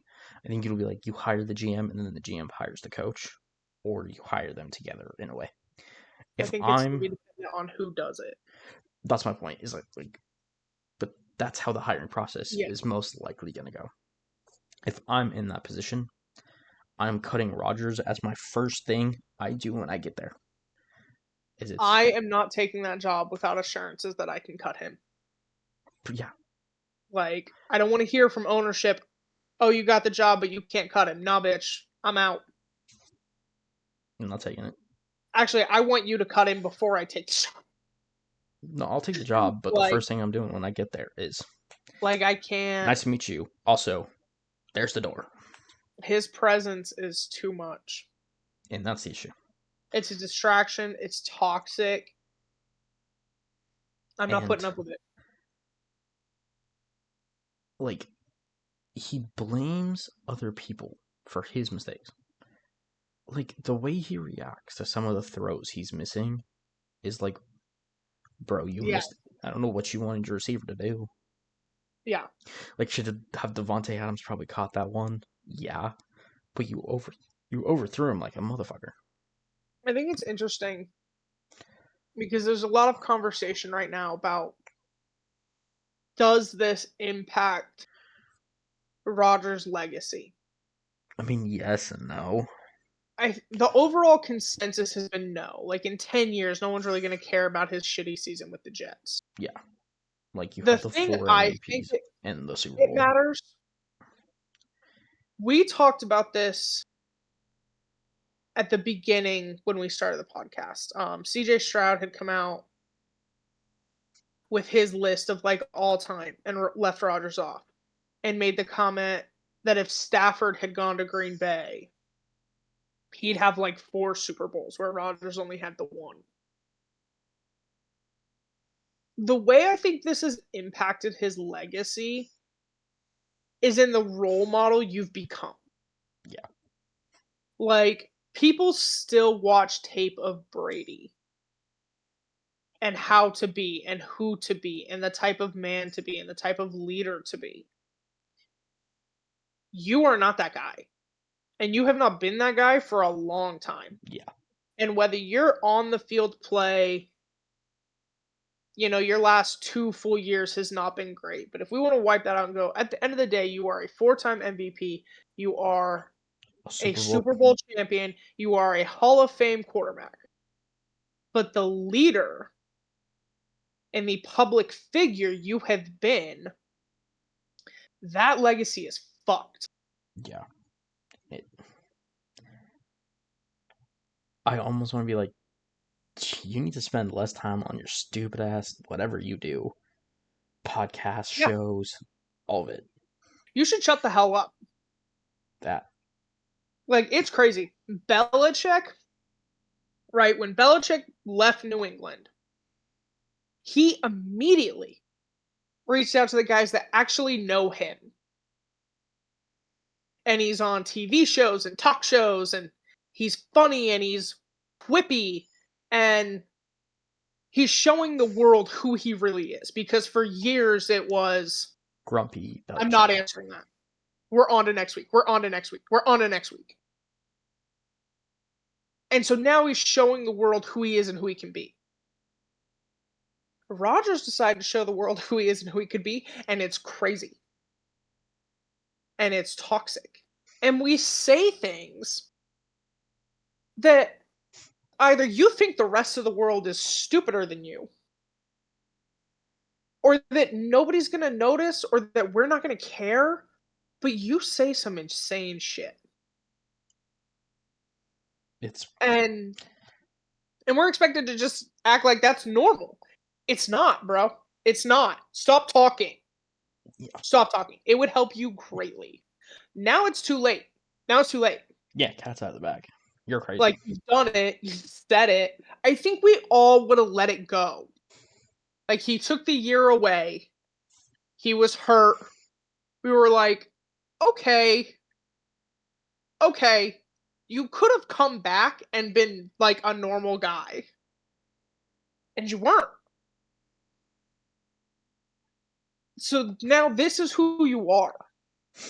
Like, this is something I will remember. This is what I will remember.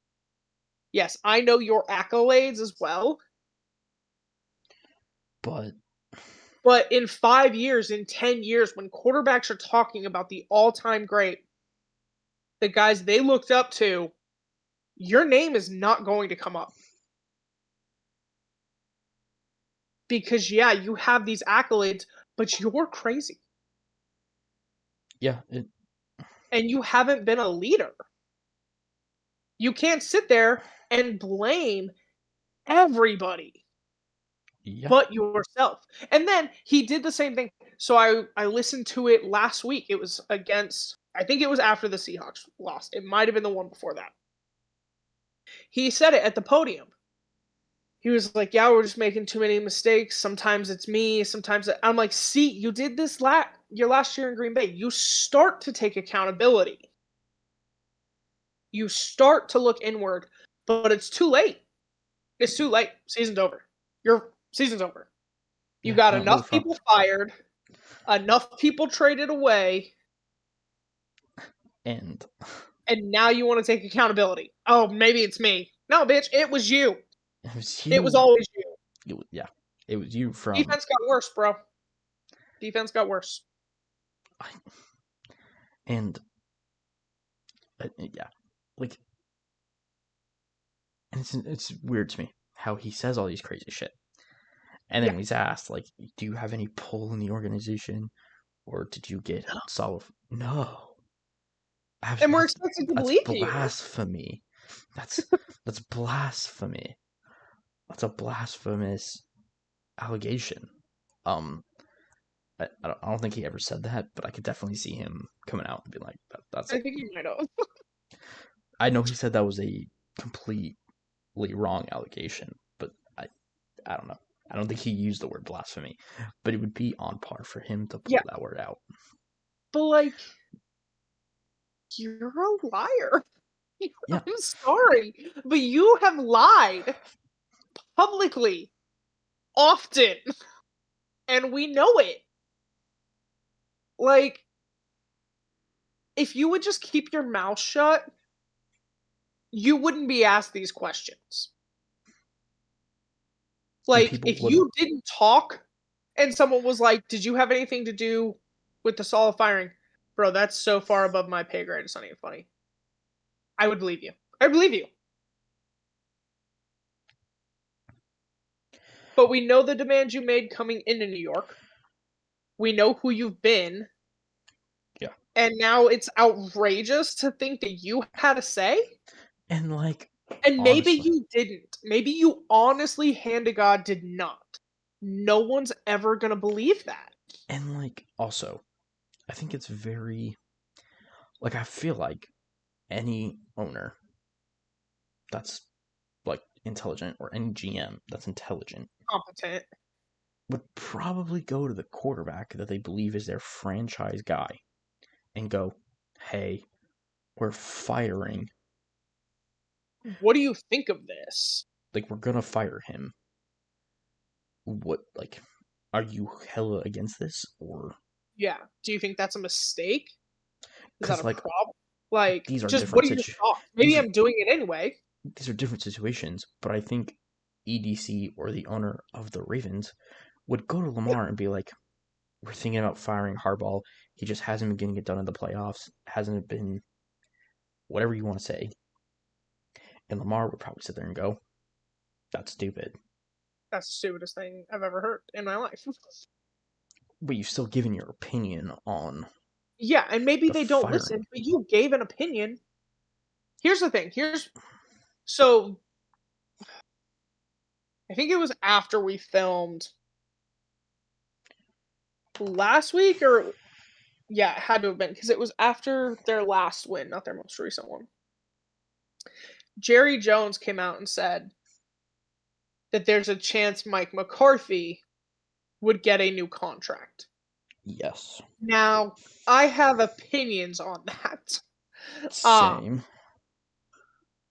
But since then, Micah, Dak, several leaders and several players have come out and been like, he should get a new contract. He's our head coach. He's a good head. They have stood by their guy. Yeah. When this was Mike McCarthy and Aaron Rodgers, man got bounced. Very quickly. Very quickly. When it was Saleh and Rodgers, because that's really the thing that gets me, Bounced. is you cannot tell me, okay, you used Lamar and Harbaugh, so we'll stay on that track. Yeah. If EDC tomorrow, today, fuck it. Went down, told nobody, or Steve Bisciotti. We have to go Steve Bisciotti. Told no one. Walked into John Harbaugh's office and fired him. I can assure you, from Louisville, Florida, Lamar has called a press conference and has some shit to say. Like, under no circumstances is Lamar blindsided by this fact and says nothing. And then when asked about it, goes, well, I didn't have anything to do with that.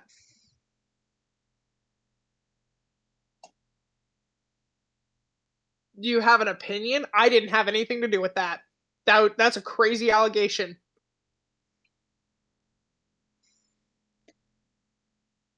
Yeah. What's happening here?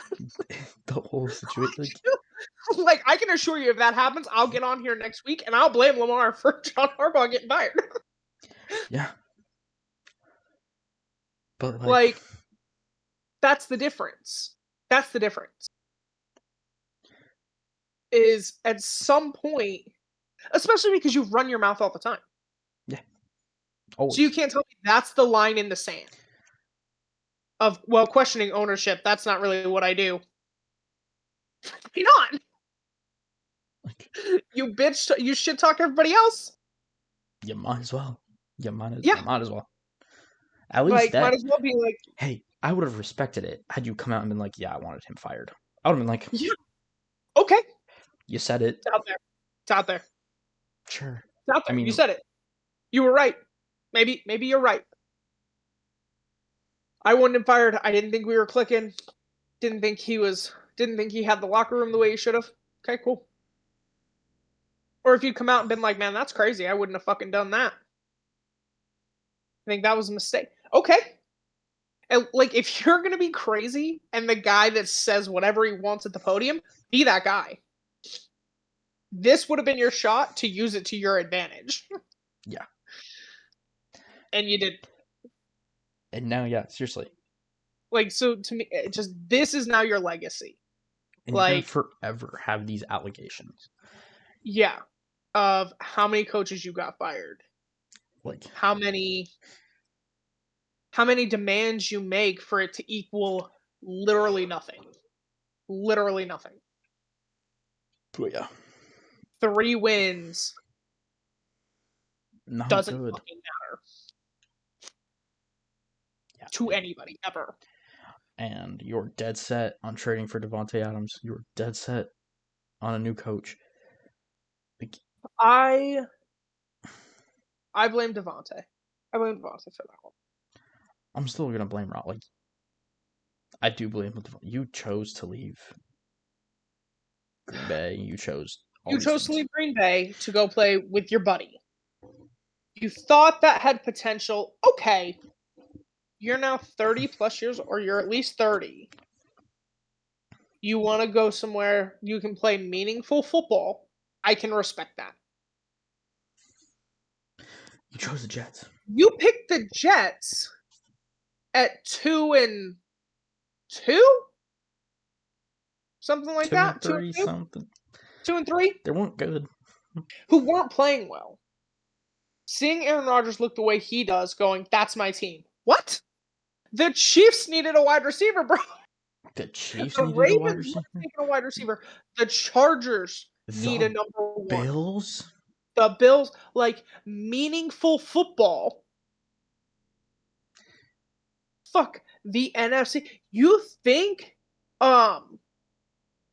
Jefferson wouldn't kill for to be else? on the same field with you?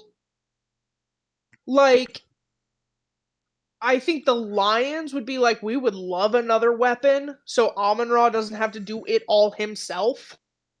Yeah, it's nuts how you have I can all think of these like great teams that 8 could have teams used one. Could have used one. that would have killed for a top target that is Devontae.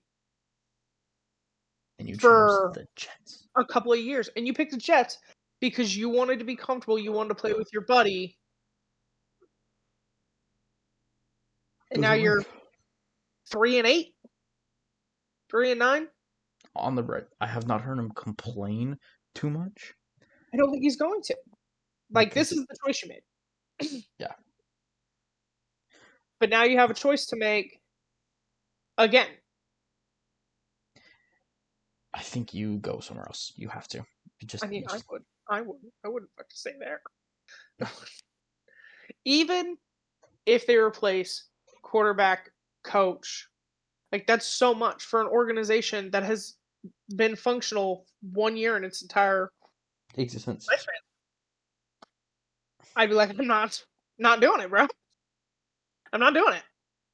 Yeah. Oh my god, dude, it's so bad. They're so bad. It's insane. It's crazy because they have a really good roster, Yeah. but it's a shit show. It's a shit show. It's a shit show. You need a competent GM, a head coach that can build a winning culture. You need the Giants. Or not the I'm sorry, the Lions Yeah. 4 years ago. You need to essentially hire a GM that's successful. That's not a high probability. You need to hire a head coach that's successful. Not a high probability. And you need to replace a quarterback. Not a high probability. And all under shitty ownership. So Yeah. good luck. It's gonna be an entertaining watch. It's gonna be yeah. Because they're definitely taking the watch in the off season because someone tells me they're gonna make a decision and it's not gonna be intelligent. I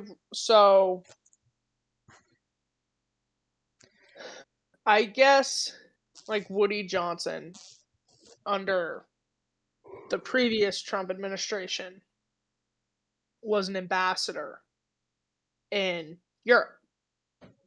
So given the way the election went and everything, everyone thinks he'll be going back to that. When he did that, his brother took over ownership duties. So that's kind of what people think's going to happen. And I guess Chris is a better owner, but the concern right now is that Woody is going to hire the GM and the coach and then bounce. And not let Chris do it.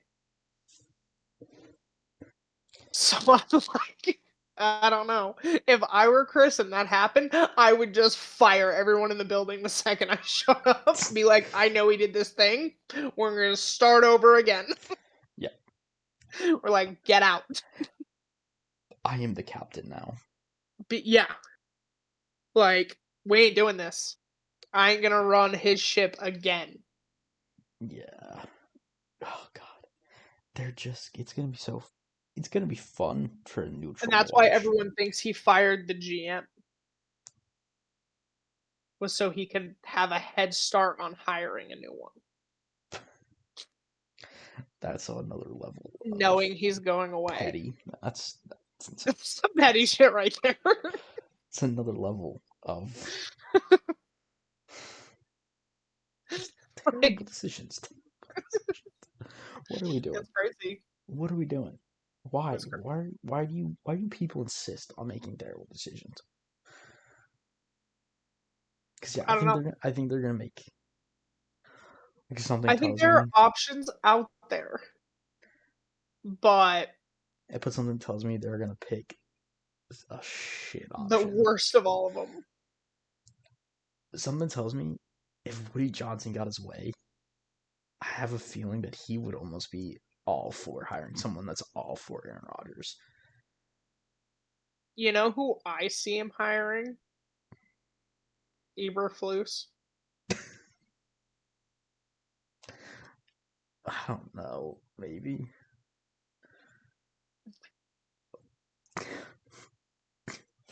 He's a defensive guy. He's a little tougher than Sala was. You think you just upgraded. Sure. That or if he really wanted to keep Aaron Rodgers around, there's still a head coach on that staff technically. Oh my God, no. No. That would be the biggest fuck you to the New York Jets fan base and to the NFL and definitely to your own brother. To be like, Nathaniel Hackett is your new head coach. I don't know who you would hire GM, but if you wanted the Rodgers route, keep Rodgers at all cost. That's crazy. You have to have someone that likes him. Because I'm telling you, I think any head coach and GM that comes into that situation is going to fire him. Or no, is going to cut him. Or trade him. You can't not. trade him, but you have to cut him. You can't keep him. No. Like, unless you're Nathaniel Hackett. That's crazy. That's crazy. That's who I was originally thinking, and I was like, that's such a terrible idea. That's crazy. But that would be. All right. Well, should we get into our games of the week? Yeah. Okay. I had Steelers at Bengals. And I'm sorry, got distracted.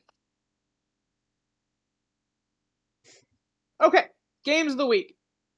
I had Steelers at Bengals. Steelers won 44-38. There's really not much to talk about this game, honestly. Bengals suck. That's really the takeaway.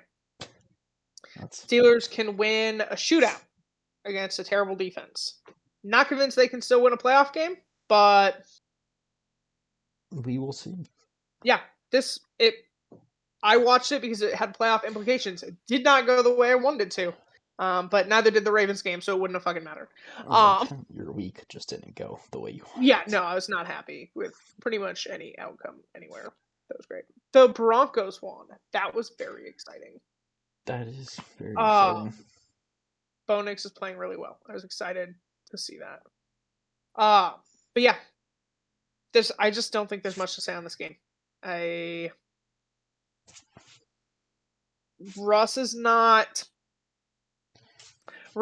playing phenomenally, which is kind of what I've pointed out. I think that's why I have concerns with them winning a playoff game. If you have any hopes of that, I'm a Ravens fan. I don't. Terrible team or terrible defense, and you lit it up for 400 yards. Yeah, but they're just chip plays. Like you only had a few of like his deep balls. Is you did it against a terrible defense. So like, I still don't have a ton of faith in this team. I think Mike Tomlin gets a lot of credit. I do not like. I will weigh in on this. I do not like the Justin Fields packages. I honestly don't hate it. It almost never. One team has done it successfully, and that's the Saints and Taysom Hill. But that's kind of how they're treating it. But the Niners tried this with Trey Lance and Garoppolo. I think difference is I think they're playing to the strength of what Justin Fields is. Sometimes they have him throw a fucking deep ball.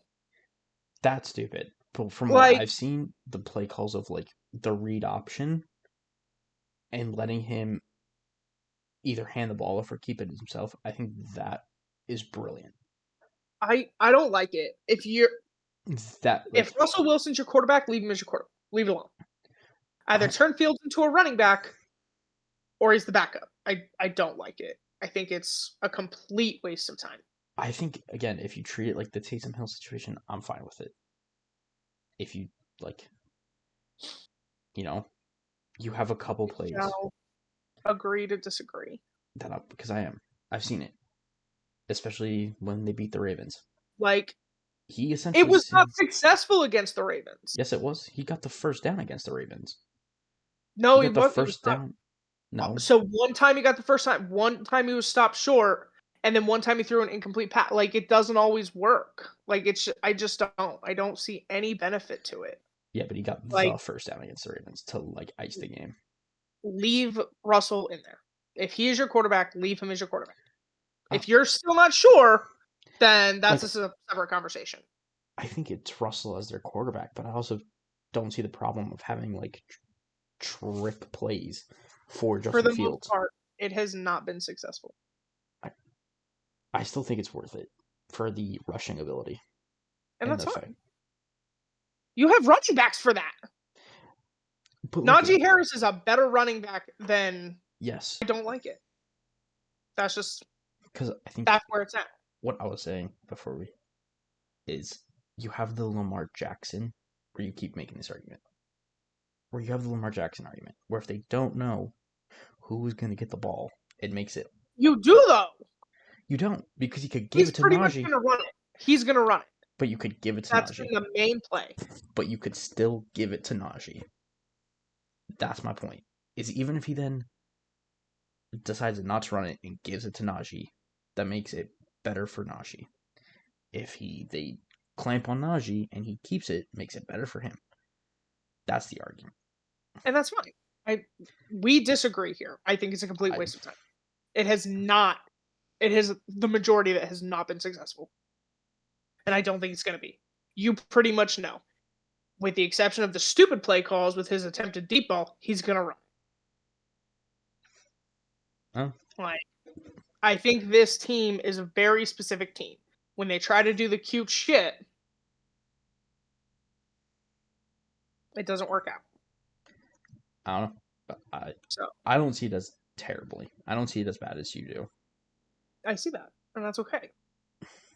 We disagree a lot, actually. It doesn't come up on here a whole ton, which is crazy, but we actually disagree a lot. Yeah.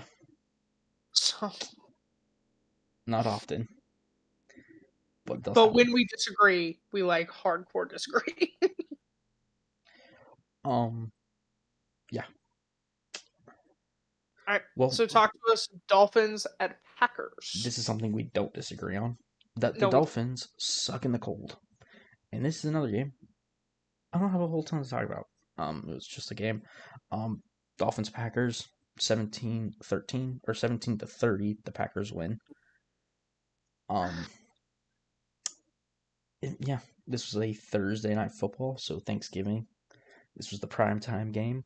The Dolphins just suck in the cold, and that is a blanket statement. They did not play well. Yeah. I don't know if it's the Dolphins suck or if they suck in the cold. It could be a mixture of both. But they're notoriously bad in the cold. And, that's what they sucked. It's really bad.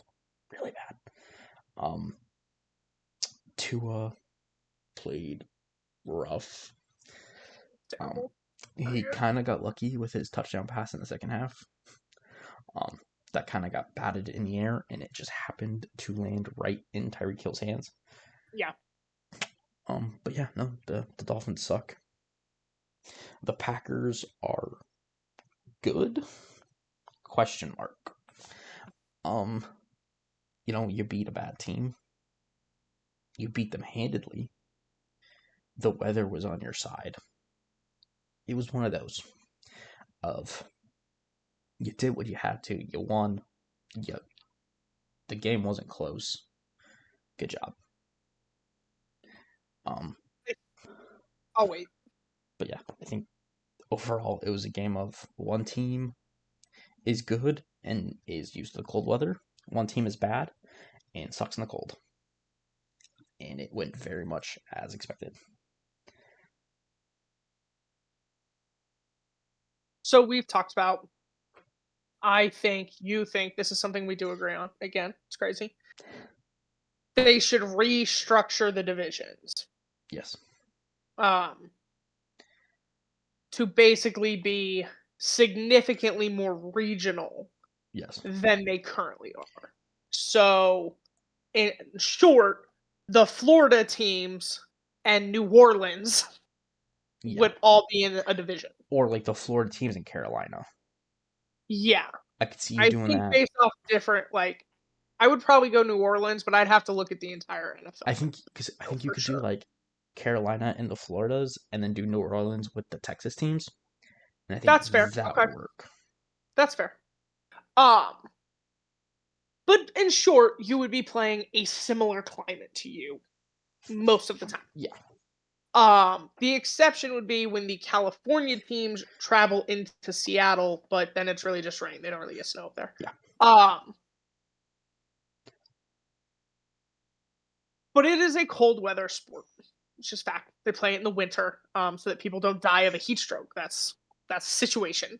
In case we're curious why it's a winter sport, not a summer sport. That's not safe. So we would rather they get frostbite than have a heat stroke.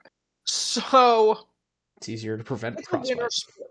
Yeah, it's a winter sport. Play in the cold. This is part of it. The thing that I think they tried to do as the Dolphins was like be tough. Was like, we're gonna overcome the cold. Fuck the long sleeves, fuck the coats, fuck the wetsuits, fuck it all. And then they hit the cold and went, oh shit. We fucked up. Bitch, everybody out there is cold. The Packers are cold too. They're just used to it. It's And- okay to be cold. And they know how to combat the cold. You need to know how to deal with it. Several head coaches are friends. As Mike McDaniel, are you genuinely telling me you couldn't call Mike Tomlin, John Harbaugh, Zach Taylor, Anybody anybody at all, and be like, look, bro, what do I do here? How do I prep these guys? Can I borrow your stadium or your facility? Like, can we borrow your outdoor facility? prior to game. Like, can we, like, for like a day or two before the game? Make these phone calls, build these connections, do something. That or fly him to Green Bay a day early and It's practice. just like super small, so I don't know where you would work out. Maybe there's a high school you could use. Fuck it, do something. I think there's a college. But like, You could probably go to the University of Wisconsin. just do something. Just there's like no prep work in. He kind of made a joke of it. He's like, I'm gonna carry ice cubes in my pocket and throw them at guys. I'm like, that's cute, but in reality, what are you gonna do? What's the plan here? Like, you have to do something to prep them so they know how to deal with this. Yeah. We'll go back to the Ravens. Lamar, born in the South, Florida, I think, went to school in Louisville, plays in Baltimore. He'll be standing with his giant coat and his beanie on in an interview. Yep. Yep. Yep. I'm going inside. They're all cold. Deal with it. That's one. Figure it out. Yeah. Two, I think the Packers are for me, the most confusing team of the year. Like every other team, I can go, I know what went right or what went wrong in your off season Okay. to now have you where you are. Yeah. The Packers started last year kind of rough and they got better. We saw Jordan Love's progression. We saw all of these things. Clearly improved. Then this year happens. And we get hurt. We try to push it. We bring in Malik Willis. He wins some games. Now we think, okay, the Packers are really good. Quarterback's kind of, I don't want to say irrelevant, but Matt LaFleur's a great offensive mind. He will game plan accordingly. Love comes back. We're throwing a bunch of interceptions. We lose some games we probably shouldn't. We win some games maybe we shouldn't. And it's just, you're kind of like, who is this team? And so now we kind of think they're doing well, but then you roll a bad team in the cold, and we're like, is this you? Or is this just the Dolphins' epic collapse? Yeah. And I think they're one of few teams that I genuinely look at and go, I don't know what's happening. I think we're gonna find out. Like, I think they're a team. good team. Well, I'm not sure they're a great team. I also think we're gonna find out where the Packers stand, because the Packers, to close out the season, have to play the Seahawks, the Saints, where are you? God, I hate when there's games other than normal. Minnesota. Okay. And then I believe, nope, I was wrong. And then I think the Bears? Yeah, the Bears. I thought they had to play the Lions one more time. I only heard one game in that stretch. Yeah, I thought they had to play the Lions again. I don't remember them playing the Lions twice. They did. I know they beat the Lions once. So. Okay. But I'm just not sure that we mind. know who this team is. There was 2 games in there in which you might figure it out. The Seahawks and the Vikings. Yes. Otherwise, it's a pretty cakewalk schedule. I'm just not sure right now. I think unfortunately, because the NFL is such a week-to-week league, because you have injuries and the teams you play, and anybody can lose at any time. But when people like Jordan Love and CJ Stroud go off, you have like incredibly high expectations the following year. Doesn't always meet that, and I'm having a hard time pointing to this is the situation. Like Texas, I can go, okay, well the O line is shit, and he keeps losing his wide receivers. Like I get it. Yeah. The Packers, I just genuinely, I know who their like offensive identity is and who what their defensive identity is. I just don't know as a team who we are. Yeah, no, they're definitely a team that I just And they're can't the figure only out. one I feel that way about. Oh yeah, no, it 100%. Because then I have 2 that I think I know who you are, but I don't have a ton of evidence for. I just And then I have others that I'm like, I know who you are, and I know who you are, and that's it. And the world knows who you are. Yeah. Like everybody knows who you are. Yeah. I think we're to the point in the season where you should know who most teams are. So for us to not know who the Packers are really, it's kind of interesting. Kind of crazy. Yeah. Like everyone else, they have their identity. You know what that quarterback. At this point, obviously there are surprises. But at this point, we can with relative accuracy determine win-loss of most games. Yeah. Based off how you've played, what your situation, we can pretty well do that. Yeah. The Packers is the one I feel like every week I'm like, I don't know. The Packers are just such a weird team. I don't know. Because I have this, they just are. There's just that, they have like a roster that you can't point to and go, because they're so young. They have a problem here. Yeah. But you also can't point to the roster and go, they're set here. Yeah, they're just so young. And I don't know, I don't think Love's injury helped. No. Coming back, I think he came back too early, and I think we really saw that in the beginning of the year. So maybe now what we're saying is this is who they are. We just haven't seen it consistently enough.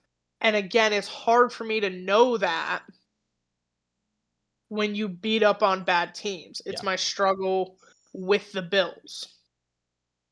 Like, everyone wants me to say this is who the Bills are, but I saw you get rolled by the Ravens.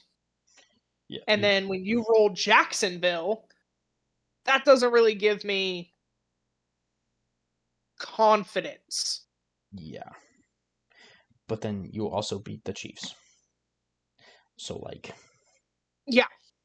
And then you rolled San Francisco But it's also... in the snow, but that's another one. That's like... You're at a clear advantage. Like, yes, it's a winter sport. But San Francisco rarely plays in, like, that kind of, like, in that. Okay, cool. So... It's definitely a weird one. Definitely a weird one. But... Yeah. Yeah, that's just the only Pack- team that I'm like, The Packers are a weird team. I don't quite Packers have a handle on are yet. A weird team. Oh, they play the Lions next week. Who? The Packers. I thought it was... They didn't. No, they played the Nope. Seahawks next week. What fucking week am I looking at? No, this is Thursday Night Football, week 14, the 5th through the 9th. What? Week 14. I was right. They do play the Lions one more time. Yeah. I just failed to look at this week. Oh. So yeah, they play the Lions this week. So I might have to give that game a watch. See, we Yeah. can't suss out who the Packers are. It's Thursday Night Football, so I'm gonna watch that. Most likely. Okay. But yeah, so we'll watch the Packers Lions, and maybe we can suss out who the Packers are. Yeah. All right. It's better than my fucking game of the week. I Any don't other mind. notes on last week? What you thought? Anything stand out? I have one, and it was the Broncos-Browns game. Go. Just quickly on the Broncos side, I thought Bo Nix played a pretty good game. Overall, I thought the Broncos... It was a kind of fun shootout. Yeah. Unexpectedly, I thought both defenses were better than that, but, whatever. Also, onto what I actually want to talk about. If you said to me, Jameis Winston played a Jameis Winston game, this is the game I envision, like to a T. Yeah. Did you see his post-game press conference? Please, God, deliver me from pick sixes. That's my point. If you told me, like, this is the Jameis Winston experience, Yeah. this is what I expect. Is you throw for, like, over 400 yards. You throw 4 touchdown passes. You throw 3 interceptions, 2 of which are pick sixes. You have unbelievably awesome sound bites throughout the whole thing. Yeah. From beginning to end. And the whole time, you look to be, like, just having the most fun you possibly have ever. Yeah. That, to me, is the Jameis Winston experience. And don't get me wrong, I would never want him to be my quarterback. But it's fun to watch. But I want him to be somebody else's.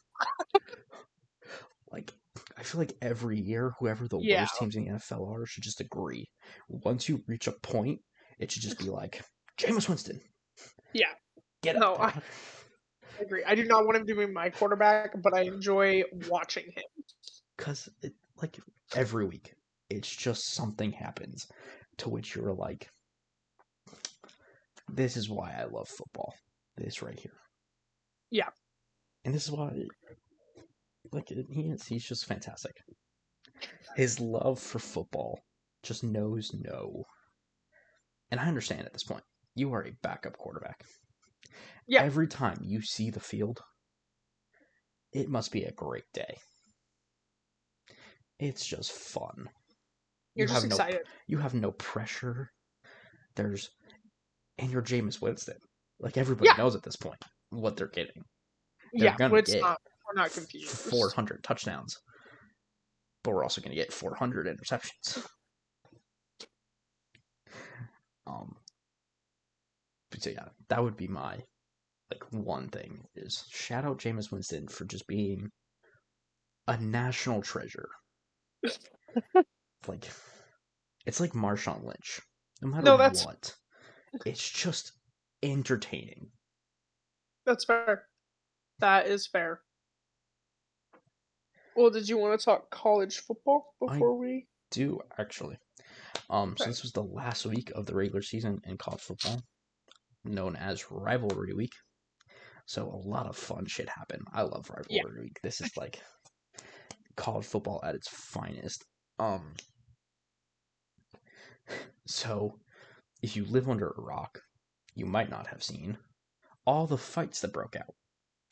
That tends to be the best part of Rivalry Week. Is teams are fighting for their lives. Teams are coming down to the wire. You know, you have teams who could make the playoffs, teams who are already eliminated that could play spoiler. You have all these things. These are the last time a lot of these kids are going to play football ever, probably. You know, it's unfortunate, but a very small number of them are going to make it in the NFL. Yeah. So this tends to be the last hurrah for a lot of these guys, especially if your team didn't make the bowls or, you know, didn't make the playoffs, all these things. So it does get a little fun, a little chippy. So we had a couple fights. You also obviously had the Ohio State-Michigan game, which Michigan winning that game is just kind of funny to me. Ohio State has the most money spent out of any team in the NCAA. And Michigan beat them in a rebuilding year, essentially. So just funny to me. Don't like Michigan, don't like Ohio State, but it is funny that Michigan just kind of gave them the biggest FU they could, and then proceeded to try to plant the flag at midfield, which is a big no-no in college football. And that's what started the fight, and that's what started like 8 fights throughout the whole weekend. Do you think they should ban it? No. Okay. It came up this week. It came up multiple times. I mean, technically, yeah, probably. But also, if you don't want a team to plant a flag on your field, don't lose. Simple as that. You heard it here first, folks. If you don't want a team to come into your house and try to plant a flag, just don't lose at home. Don't. That's fair. Especially if you're Ohio State. Because that's really who I've seen a lot of this from is Ohio State fans. And I'm like, you are favored. You were the better team all year. Don't lose. Yeah. Don't let Michigan come into your house and beat you. And that's what happened. So no, I don't think they should. For safety, yeah, probably. But for entertainment, Yeah. no. But yeah, so because this was the last week of the season, there's going to be very little shakeup in the top 12 and who makes it to the final or to the playoffs. So we'll go through the playoff bracket as it stands right now. This can all change. Obviously, teams still are going to play in bowl games. Any team that had over 6 wins is qualified for that. And then you have teams playing for their conference championships. And depending on how those go, this will change. So keep in mind, this is not a finalized bracket. Teams that are going on bye, based on current seeding, is number 1 seed Oregon has a bye. Number 2 seed Texas has a bye. SMU has a bye because they're probably going to win their conference championship, and that's how byes are determined, is by conference championships. Whoever wins gets the bye. So all of these can change relatively easily. And then Boise State is the 4 seed, also getting a bye. this is where the bracket can also change the most, is the next 8 teams will all kind of shift around depending on who wins what. So these are just standard matchups. The first matchup we have is Tennessee versus Ohio State. The winner of that game would go on to play the number 1 seed. So that would be Oregon. Then you have Arizona State versus Penn State. The winner of that game would play Boise State. You then have Alabama versus Notre Dame. Winner of that would play SMU.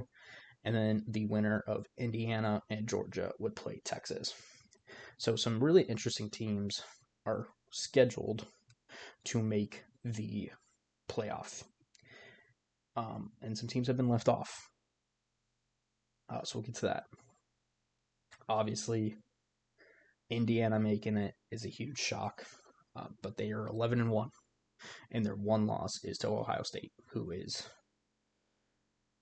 to this point, 8th in the nation, was a 1-2 loss team. They're now a 3 loss team, I believe, after their loss to Michigan. But Indiana still looks good. So them making it is a little bit of a surprise.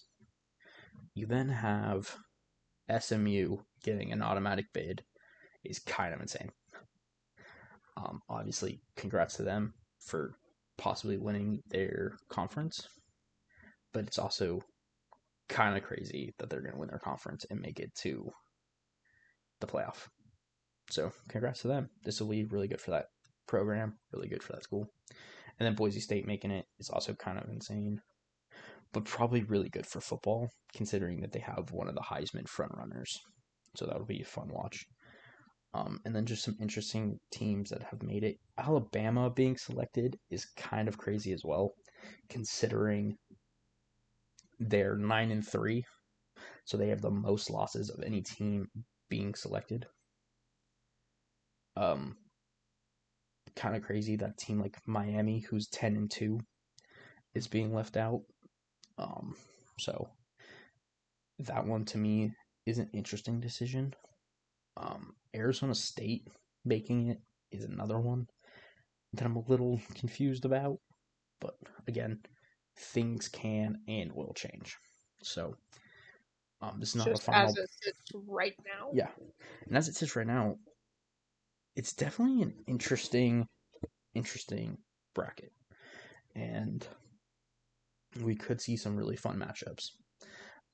Obviously, some teams have been playing really good this year. Some teams have not. At this point, some of the best matchups will be like Ohio State, Tennessee. Could be a really good one if that holds. Possibly having a playoff or a game against Penn State and Boise State could be a really fun one. Georgia and Texas playing again could be really interesting. There are some options of like really fun matchups. Another one could be Oregon versus Ohio State if that happens, because Ohio State was one of the closest teams to beating Oregon this year, as Oregon is the only undefeated team left in the nation to this point. And the only team close to beating them, there's actually a couple, was Ohio State. Had them on the ropes. They barely make it out of the game with a win, but they do make it. So there are some really interesting things that could happen with the college football, but we'll obviously talk more coming up when bowl games have been decided. Yeah. Conference championships have been decided, and the bracket is actually like set in stone. But yeah, so really fun. Nice. College football is getting to the great part of the year.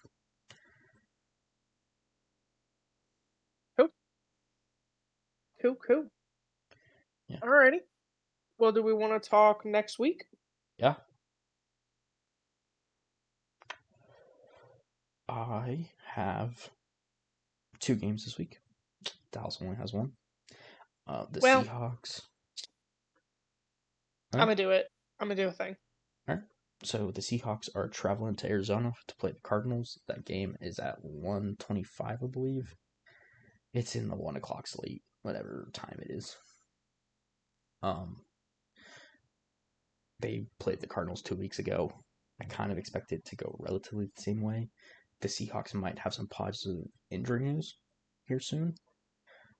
I didn't really talk about it because I'm not really sure what's going on with it. They might have someone coming back from injury here in this week. So Nice. see how that goes. But I'll talk more about it in the preview that we are doing this week. Guaranteed. Yes. Well, Um, you're doing it this week. Yeah. I should be doing that guaranteed. I'll keep y'all posted if something changes. But it should be a fun one to talk about it a lot more with that. Obviously, just played the Cardinals.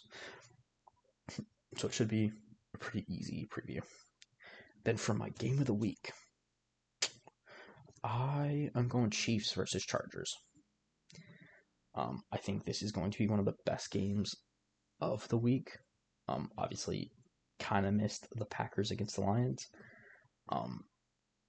I wonder if I did that on purpose to avoid talking about the Packers 2 weeks in a row.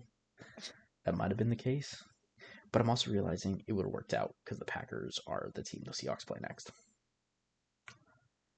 But I'm committed. Chiefs and Okay. Chargers. Hoping for the Chargers to win. Always. I Don't really love the Chiefs. I- So J.K. Dobbins had to go on IR. Yeah. So that's definitely a blow to the Chargers because I think they were set up to beat the Chiefs. Now we'll see. I don't know. I'm still pulling for the Chargers. I still think they Yeah. can get it done. Definitely. It's going to be a really good game because divisional, two best teams in that division. Well, yeah, That division's coming up, and the Chargers, are one of them. whether they're competitive with the Chiefs this year or not, I'm not sure yet, but they will be. But we're about to find out.